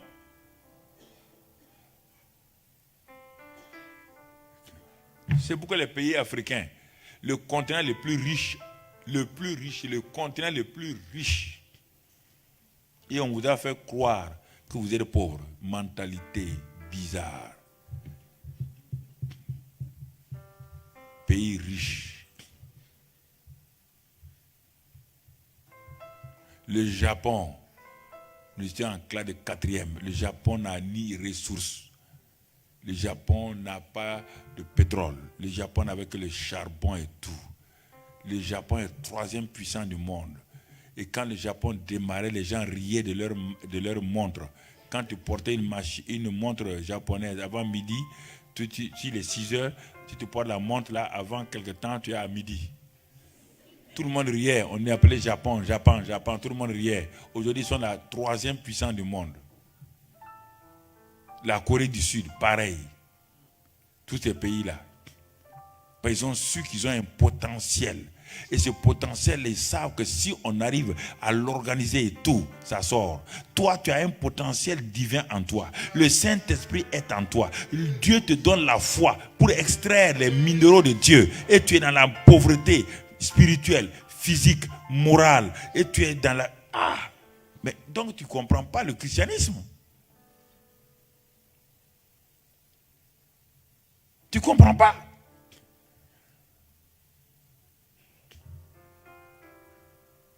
Tout le temps, on n'a qu'à prier pour moi. Qui t'a dit que c'est la prière? Il y a des choses, la prière, on peut faire.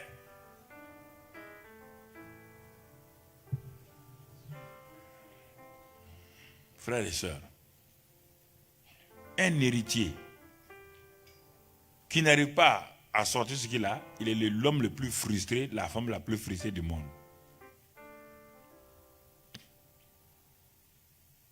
Vous imaginez? Continent riche, en même temps continent pauvre. Comment un continent riche peut être pauvre sans qu'il y ait de frustration? C'est pourquoi on est frustré en Afrique.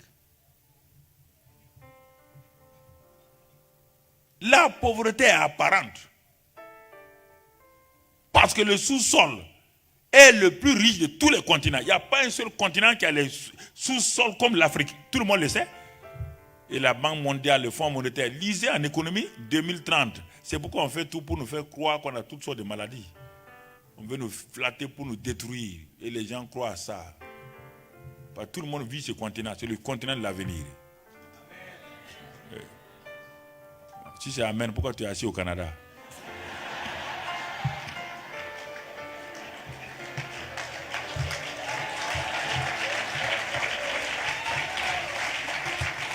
Non. Qu'est-ce que vous faites au Canada? Qu'est-ce que vous faites là? Je ne comprends pas. Vous êtes quoi? Vous faites quoi au Canada? Vous faites quoi ici?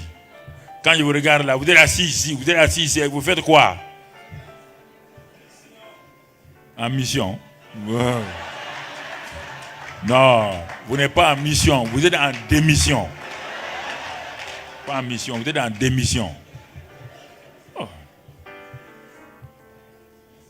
Non, mais je vous regarde, Non, quand je parle, oui, mais papa, j'ai mon Master D. Il y a Master D en Afrique aussi. Même il y a Master 5 là-bas, on va faire. Les gens m'ont demandé, Pasteur Karambiri, maintenant, il faut venir aux États-Unis. Ton ministère, on va faire. Je ne viens pas. Il faut venir en France, je ne viens pas. Il faut venir au Canada, je ne viens pas. Je ne viens pas.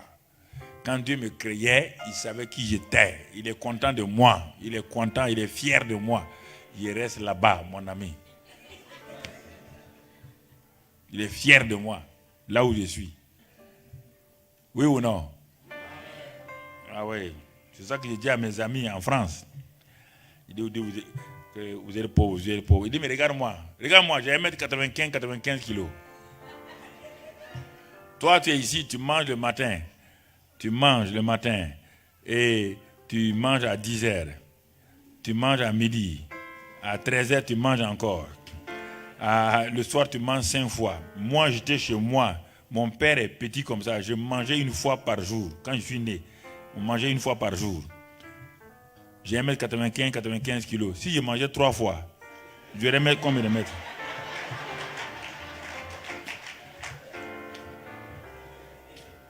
Racontez-moi les histoires là, sous-développées. Qui est sous-développé, qui n'est pas sous-développé? Les histoires comme ça, vous laissez prendre. Je suis tranquille. Un repas a pu nourrir. Ma famille était la plus pauvre du village. Mais tous mes frères, ils sont aux États-Unis. Ils sont là-bas des experts comptables. Partout, ils sont des mes soeurs. Et mon père est mort tôt. Nous laissait avec une maman qui s'est levée à 4h du matin, piler du riz pour vendre, pour nous nourrir. Est-ce qu'on est mort?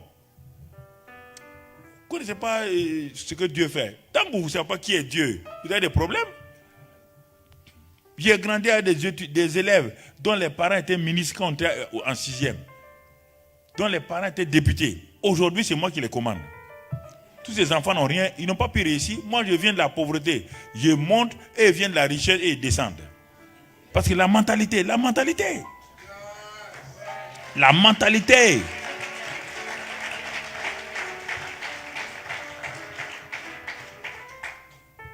Il faut croire ce que Dieu dit. Vous ne croyez pas, vous voulez prier. Si tu ne crois pas ce que Dieu dit là, tu vas prier pour devenir quoi? Dieu dit que tu es héritier. Toi, tu veux prier pour être héritier. Tu pourras le faire? Hein? On est héritier par naissance. Nous sommes nés de nouveau. Quand nous sommes nés dans notre famille, tu as le nom Karambiri parce que je suis né dans une famille Karambiri. Je n'ai pas eu besoin de prier pour avoir le nom Karambiri. Le jour que je suis né, on m'a donné le nom Karambiri. Et sur mon acte de naissance, on a mis Karambiri. Le jour que tu es né spirituellement, le nom de Jésus t'appartient. C'est ça, ce que Dieu t'a donné. Premier élément de l'héritage, le nom de Jésus. Le nom de Jésus. C'est pourquoi tu n'as pas besoin de foi pour utiliser le nom de Jésus. Il n'y a pas besoin de foi pour utiliser le nom Karambiri. Quand on vient me réveiller, tu t'appelles qui? Karambiri. Quand je voyage, Karambiri. Quand je vais mourir, c'est un Karambiri qui est mort.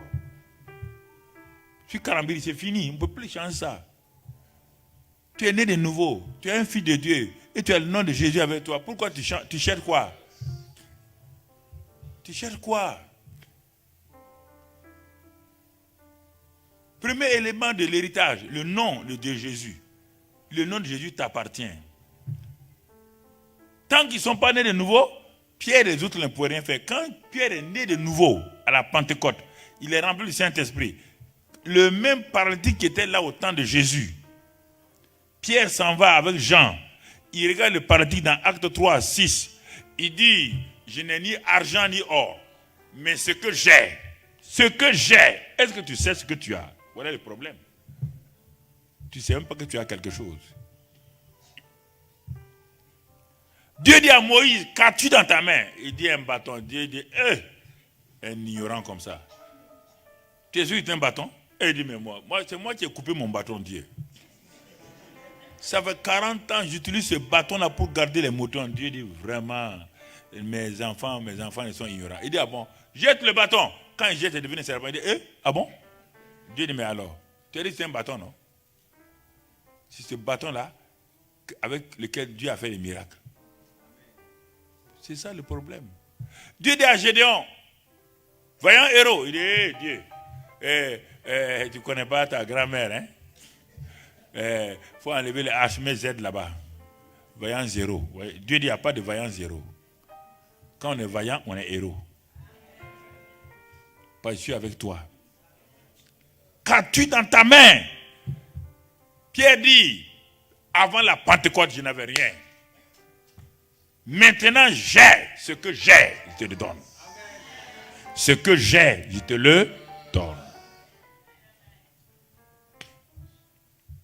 J'étais directeur commercial dans une entreprise.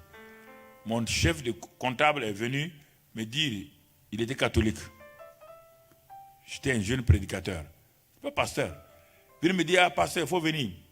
Il m'appelait frère, monsieur le directeur du moins, venez. Il y a mon neveu, ma nièce qui vient de mourir. On l'a amené à l'hôpital chinois. Bon, il faut venir vite. J'ai pris ma voiture pour aller. C'était un dimanche matin. Je suis arrivé, la famille était réunie. Ils avaient même des pelles, des truelles, des pioches pour creuser la tombe pour enterrer l'enfant, la fillette. Je ne suis pas un prédicateur. J'étais un jeune directeur. Mais je croyais la parole de Dieu. Je savais que Dieu est avec moi. Quand je suis rentré, j'avais les petits Nouveaux Testaments Gédéon bleus dans ma poche. Je suis rentré, je me suis assis. J'ai sorti le Nouveau Testament pour ouvrir, pour prêcher. Dieu m'a dit, je ne t'ai pas envoyé pour prêcher. Tu vois, il veut l'enterrer l'enfant. Mets ton testament et parle. J'ai dit à la maman qui était assise au fond, qui pleurait. L'enfant était couché sur une natte. Le corps de l'enfant. Il dit, amenez l'enfant. Les gens riaient parce qu'ils ont dit le directeur est fou. Ils me regardaient. J'ai pris l'enfant. J'ai pris l'enfant dans ma main. J'ai dit simplement, comme Pierre a dit, je n'ai ni argent ni or, mais ce que j'ai, je commande que cet enfant-là vienne à la vie. Rien ne s'est passé. Mais je n'ai rien dit. J'ai donné l'enfant, le corps à la femme. Il dit, je reviendrai à 15h. C'était à 10h du matin. Je reviendrai à 15h. Quand l'enfant revient à la vie, fait de la bouillie, donne à l'enfant. Je reviens à 15h. Quand je partais, les gens riaient. Ils avaient des pelles, tout, pour aller creuser la tombe. Dès que j'ai donné d'eau, l'enfant est revenu à la vie. Et le soir, à 15h, j'ai pris ma voiture avec mon petit frère pour aller là-bas. Quand on arrivait à 300 mètres, il y avait une foule au dehors. Satan me dit, tu seras honni. L'enfant est mort, bel et bien mort. Tu vois la foule là, on est venu l'enterrer. Ils sont venus. Donc tu as intérêt à faire demi-tour pour partir. Il dit non, Dieu ne peut pas me tromper. Non, le Dieu que je connais là, ne peut pas me tromper. J'ai avancé. Mon petit frère était assis à côté de moi parce qu'il était là le matin. Lui, il avait peur, il était à côté de moi. Tu as déjà vu un noir rougir?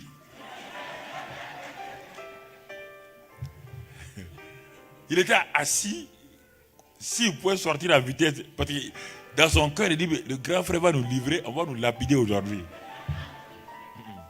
Quand on arrive à 3 mètres de la porte, je vois la maman arrêter. Donc je dis non, si la maman est au dehors, c'est que l'enfant est revenu à la vie. Quand la maman m'a vu, elle s'est approchée. Je dis, où est l'enfant?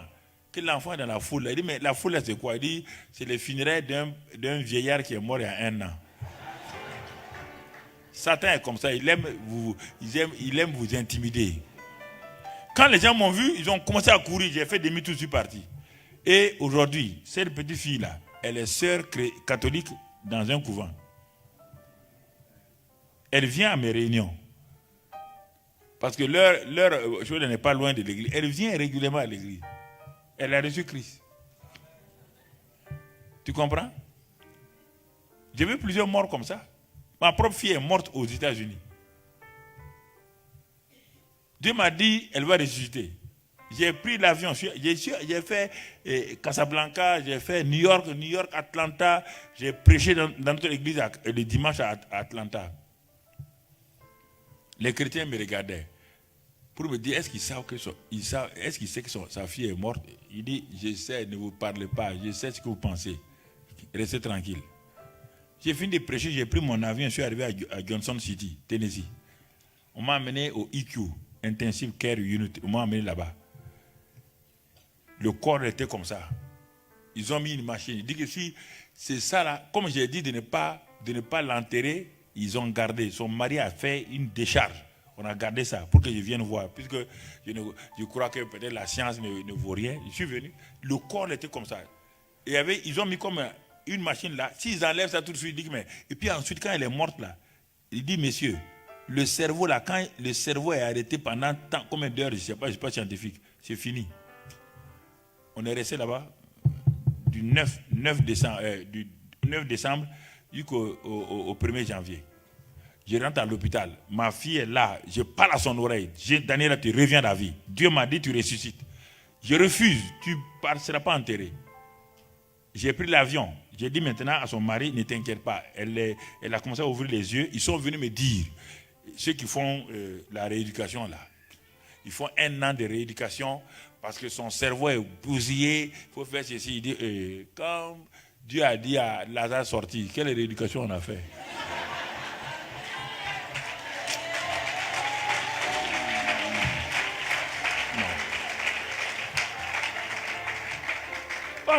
Fatiguer les gens. Vous êtes en Amérique? Vous êtes en Amérique? Je suis parti. Il dit, j'ai dit à mon beau-fils, Dallon, il dit, mais ta femme là, c'est fini. Elle est ressuscitée. Moi, j'ai un séminaire arbre de vie en début d'année, en janvier. Je m'avais fait mon séminaire. Quand j'arrive à Ouara, le 3-4 janvier, je téléphone un matin, parce qu'il y a un décalage de 4 heures. Je téléphone vers midi. En ce temps, il est 6 heures du matin, donc là-bas. Je téléphone, dis, aïe, Dallon. Il dit, aïe. Il dit, bon, et ta femme. Il dit, papa, ma femme est en train de prendre sa douche. Il dit, mais attends, on est en train de la laver. Il dit, non, c'est elle-même qui prend sa douche.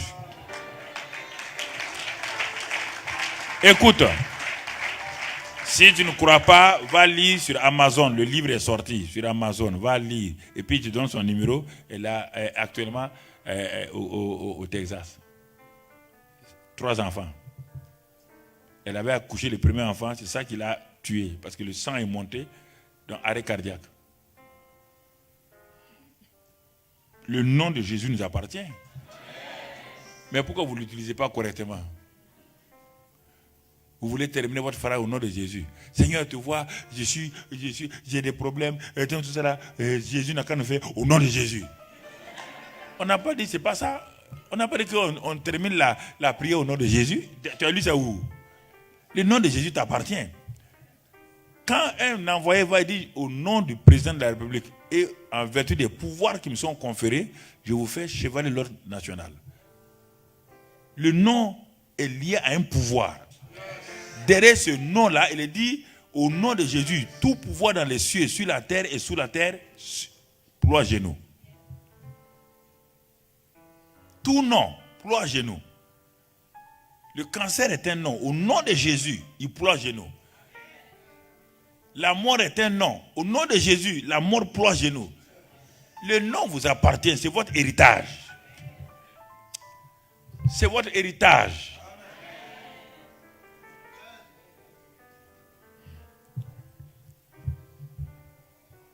Vous n'avez pas besoin d'aller dire aux plus riches du monde, aux enfants les plus riches de ce monde-là, de se comporter comme des mendiants. Ils sont fiers d'avoir ce nom-là. Ce nom-là ouvre les portes partout. Pourquoi vous avez un si grand nom et vous avez peur? Il dit que ouvrez-vous portes du tombeau. Ouvrez-vous. On te dit que les portes du séjour des morts ne peuvent pas prévaloir contre l'église de Christ. Christ est en toi. Les portes du séjour des morts ne peuvent pas. Tu as le nom.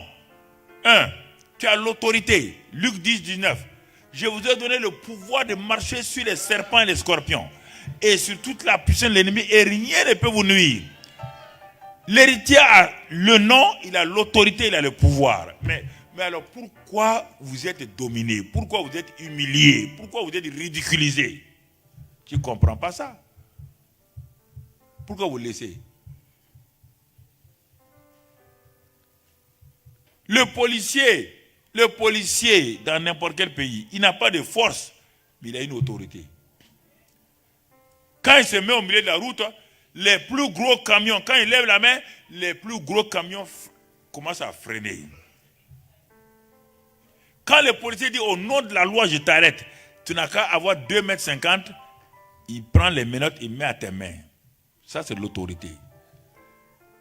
C'est vous qui devez dire à Satan, au démon, ça en est assez. Tu as assez embêté ma famille. Hein? Tu as assez embêté mon mari, Satan. Je te t'ordonne de quitter ma famille. Non, il est en train de pleurer. Vous pleurez pourquoi? Vous pleurez pourquoi?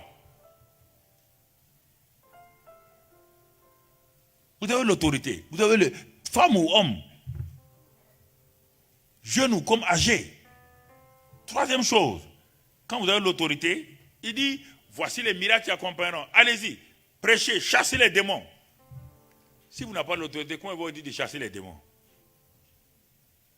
Troisième chose qui nous appartient, la foi nous est donnée. Romains 12, 3 dit qu'une mesure de foi vous est donnée. Et dans Jude, il a dit, mais la foi qui a été donnée une fois pour toutes aux saints. La foi vous appartient. C'est par la foi en son nom que son nom a guéri le paralytique. J'ai la foi, j'ai le nom de Jésus, j'ai l'autorité. Quatrième chose, j'ai la sagesse. Jésus-Christ est ma sagesse. Devant n'importe quelle situation, la sagesse est la clé pour faire ce que l'intelligence a compris. L'intelligence a compris, mais l'intelligence ne peut rien faire. C'est la sagesse qui fait les choses. Autour de moi, c'est interdit. Il y a deux choses. Autour de moi, c'est interdit. Dans ma maison, à l'église, partout. C'est interdit de me dire, j'ai cherché, je n'ai pas trouvé. Tu vas plus recommencer. Si tu me dis cette phrase-là, tu vas plus recommencer toute ta vie. Deuxième chose, pasteur, ce n'est pas possible. Il dit, tout est possible à celui qui croit. j'ai mis ça en moi une fois pour toutes. Chercher sans trouver. Et tout est possible à celui qui croit. Toi, tu veux me dire que ce n'est pas possible. Non. Ce langage-là, tout le monde le sait. Autour de moi, tout le monde sait ça. Personne ne dit ça dans aucune de nos églises. Interdit. Tu ne vas pas venir me fatiguer. Moi, mon Seigneur a dit tout est possible à celui qui croit. Mon Seigneur a dit cherchez, vous trouverez. Toi, tu viens me dire que j'ai cherché, tu n'as pas trouvé. Tu vas aller chercher. Les chercheurs de ce monde-là cherchent, ils trouvent, oui ou non? Alors, pourquoi les chrétiens ne veulent pas? Tu es un chercheur? Dans le monde scientifique, il y a les chercheurs, ils cherchent, ils trouvent. Toi, tu es un chrétien avec l'esprit de sagesse. Toi, tu cherches, tu ne trouves pas. Et vous voulez que moi j'accepte ça? Vous voulez dire que Jésus est un menteur? Il vous dit, tout est possible à celui qui croit. C'est la loi de la foi. Le Tout-Puissant dit à son enfant, si tu crois, tu verras. C'est ça. Il dit, Marthe, je croyais que tu étais d'un niveau élevé. Je viens dormir chez vous à Béthanie. Vous me recevez à Béthanie, toi et Marie. Et maintenant vous parlez comme un pied?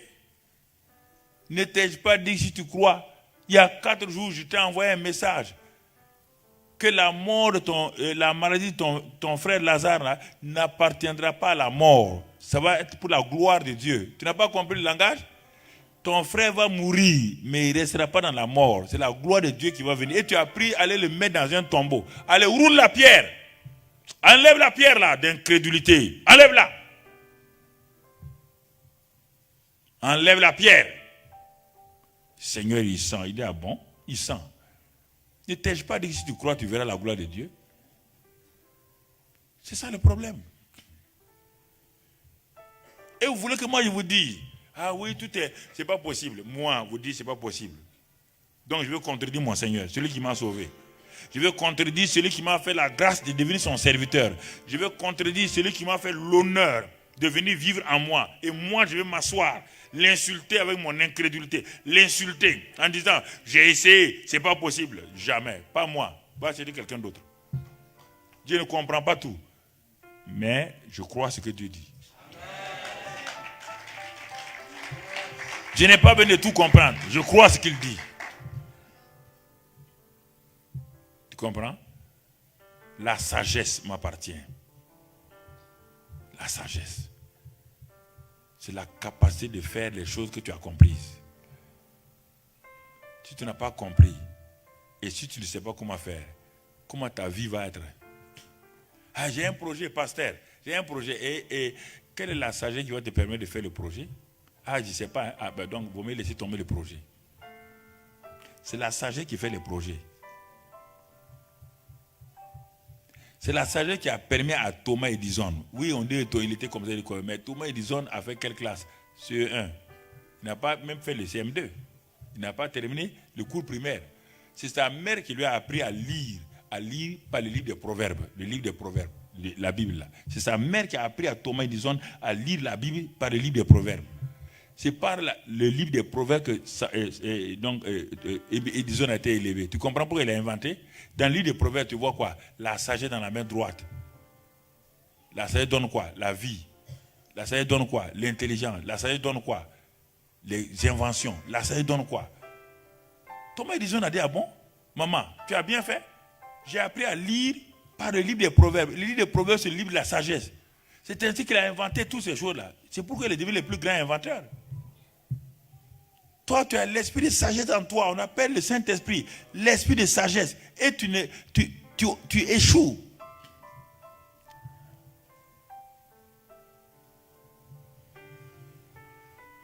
Enfin, les armes. Comme tu aimes aussi le combat là, Dieu t'a donné les armes. Ouais. Tu aimes le combat. Tout le temps, on est en train de combattre. Je ne sais pas pourquoi vous aimez le combat. Mais on te dit que dans Ephésiens 6, verset 11 jusqu'à 18, on t'a donné les armes de combat. Vous voulez combattre sans utiliser les armes que Dieu vous a données. Il dit, avec ces armes de combat-là, il dit, après avoir gagné, vous restez, vous tenez ferme, vous résistez. Ces armes-là, c'est pour ça. Chaque arme a sa spécialité. Éphésiens 6, verset 11 jusqu'à 18. Alors, toi, tu es un héritier. Je résume. Tu as le nom de Jésus. Tu as l'autorité. Tu as la foi. Tu as la sagesse. Tu as les armes. Regarde comment tu souffres dans la misère. Regarde. Rien ne marche. Échec sur échec. Larme sur larme. Tu entreprends tout. Rien ne marche. Rempli de murmures et de peur.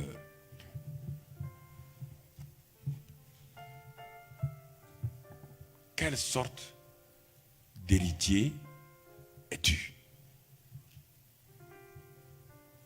Telle est la question que je pose pour terminer ma portion dans ce séminaire spécial du mois d'octobre. Quelle héritière es-tu?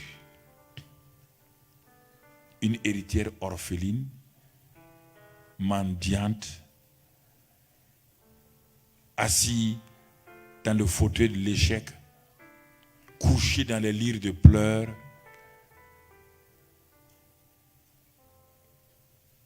une famille totalement désarticulée.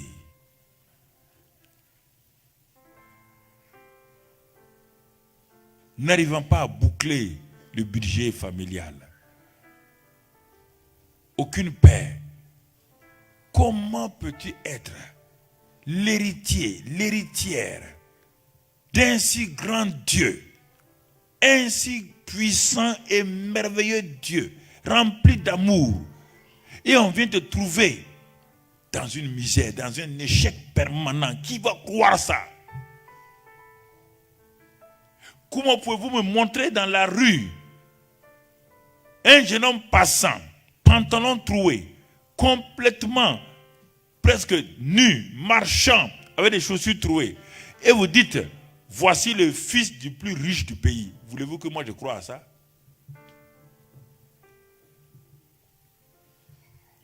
Vous voulez que je croie à ça?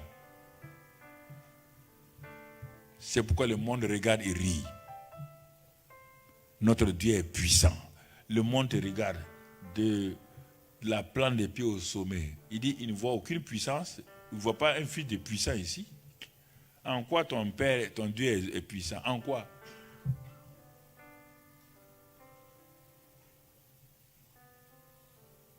Pourquoi tu fais des slogans comme ça? Oh, mon Dieu est puissant, il est ici. Regarde-toi toi-même. Tu as une preuve que ton Dieu n'est pas puissant. Tu as une preuve. Tes larmes qui coulent là sont la preuve que ton Dieu est impuissant.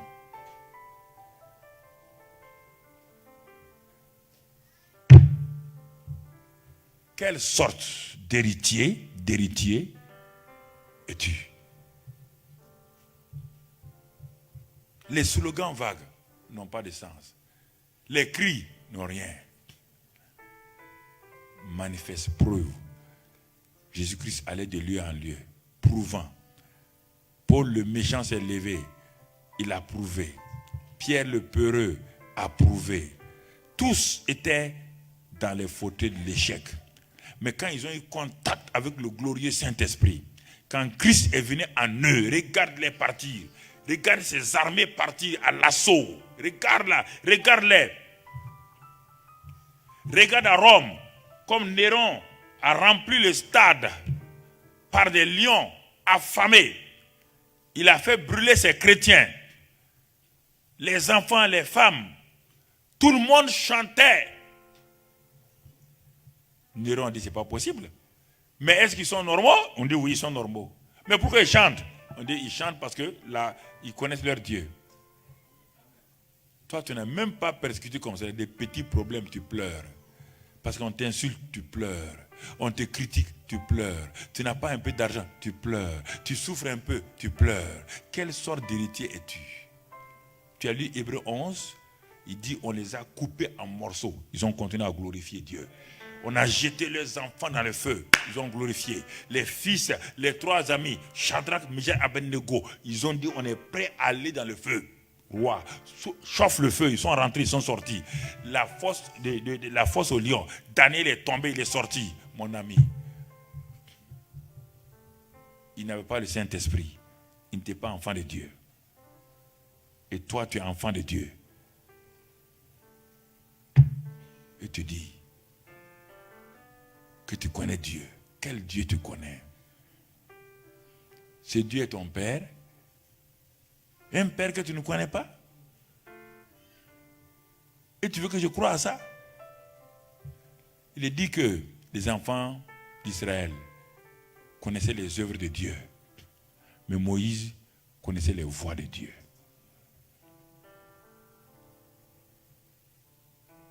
Baissons la tête. C'est le message d'envoi. Si tu as compris ça, ta vie en sera bouleversée totalement. Ta vie sera positivement ce que j'ai déposé en toi. C'est un dépôt spécial. Ce n'est pas de l'amusement. Je ne suis pas venu ici pour faire du bruit. Je suis venu pour ensemencer. Excellent Père. Nous nous tenons dans ta présence simplement. Et nous savons que tu es le Dieu de toute grâce. Tu es présent. Tu es en nous par le Saint-Esprit. Tu m'as fait grâce de venir ici au Canada pour parler à mes frères et mes sœurs, à mes fils et à mes filles, pour les encourager, mais aussi pour être ferme avec eux, afin qu'ils sachent que tu n'es pas méchant. Tu es un bon Dieu, lent à la colère, riche en bonté. Ta miséricorde dure à toujours. Mais Satan a déformé ton image devant tes enfants, en leur faisant croire que comme tu étais un Dieu indifférent. Je suis venu pour restaurer toutes ces choses-là, afin qu'ils réalisent que tu es un bon Père et que tu as fait d'eux des héritiers et des héritières, que tu as déposé en eux tous les trésors de la sagesse et de l'intelligence. Tout. Ils ont tout pleinement en Christ. Rien ne leur manque. Tout ce que tu as, tu l'as investi en chacun d'entre eux.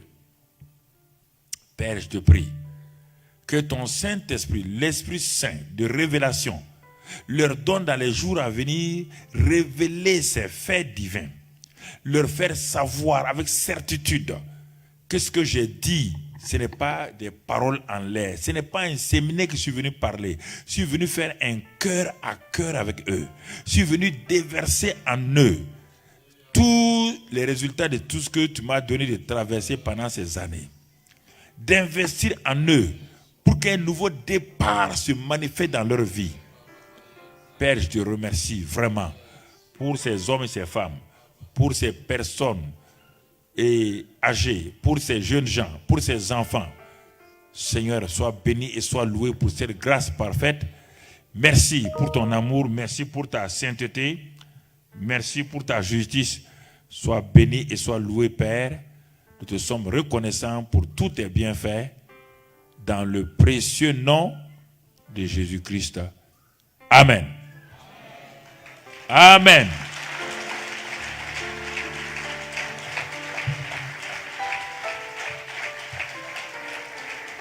Voilà, donc j'ai fini ma partition.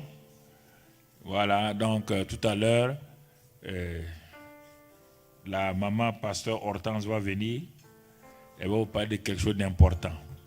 Elle va parler du Saint-Esprit. Ça, c'est sa spécialité. Donc, moi j'ai parlé, elle vient pour faire les travaux pratiques. Voilà, chacun a sa part. Moi, je suis professeur titulaire. Elle est maître assistante.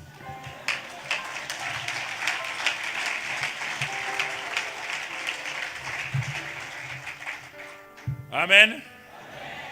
N'oubliez pas, on n'est pas sur Facebook. Deuxièmement, ceux qui doivent témoigner pour la télévision, ce que Impact TV a fait dans leur vie, ils vont vous dire tout à l'heure là, où est-ce qu'ils doivent venir. Bon, ceux qui veulent témoigner, vous venez 5 minutes ici, après, Le pasteur va voir où est-ce qu'on peut vous faire avec un caméraman, prendre ça et on va ramener à Ouaga. Amen. Je vous remercie beaucoup. Vous êtes écoutés. Je vous ai testé dans beaucoup de choses. Vous ne savez pas. Je vous ai testé. Parfois, je vous ai testé en vous affrontant dans votre amour propre. J'ai regardé votre réaction. J'ai fait certaines choses pour voir de quelle étoffe vous êtes bâti. Et vous êtes d'une belle étoffe.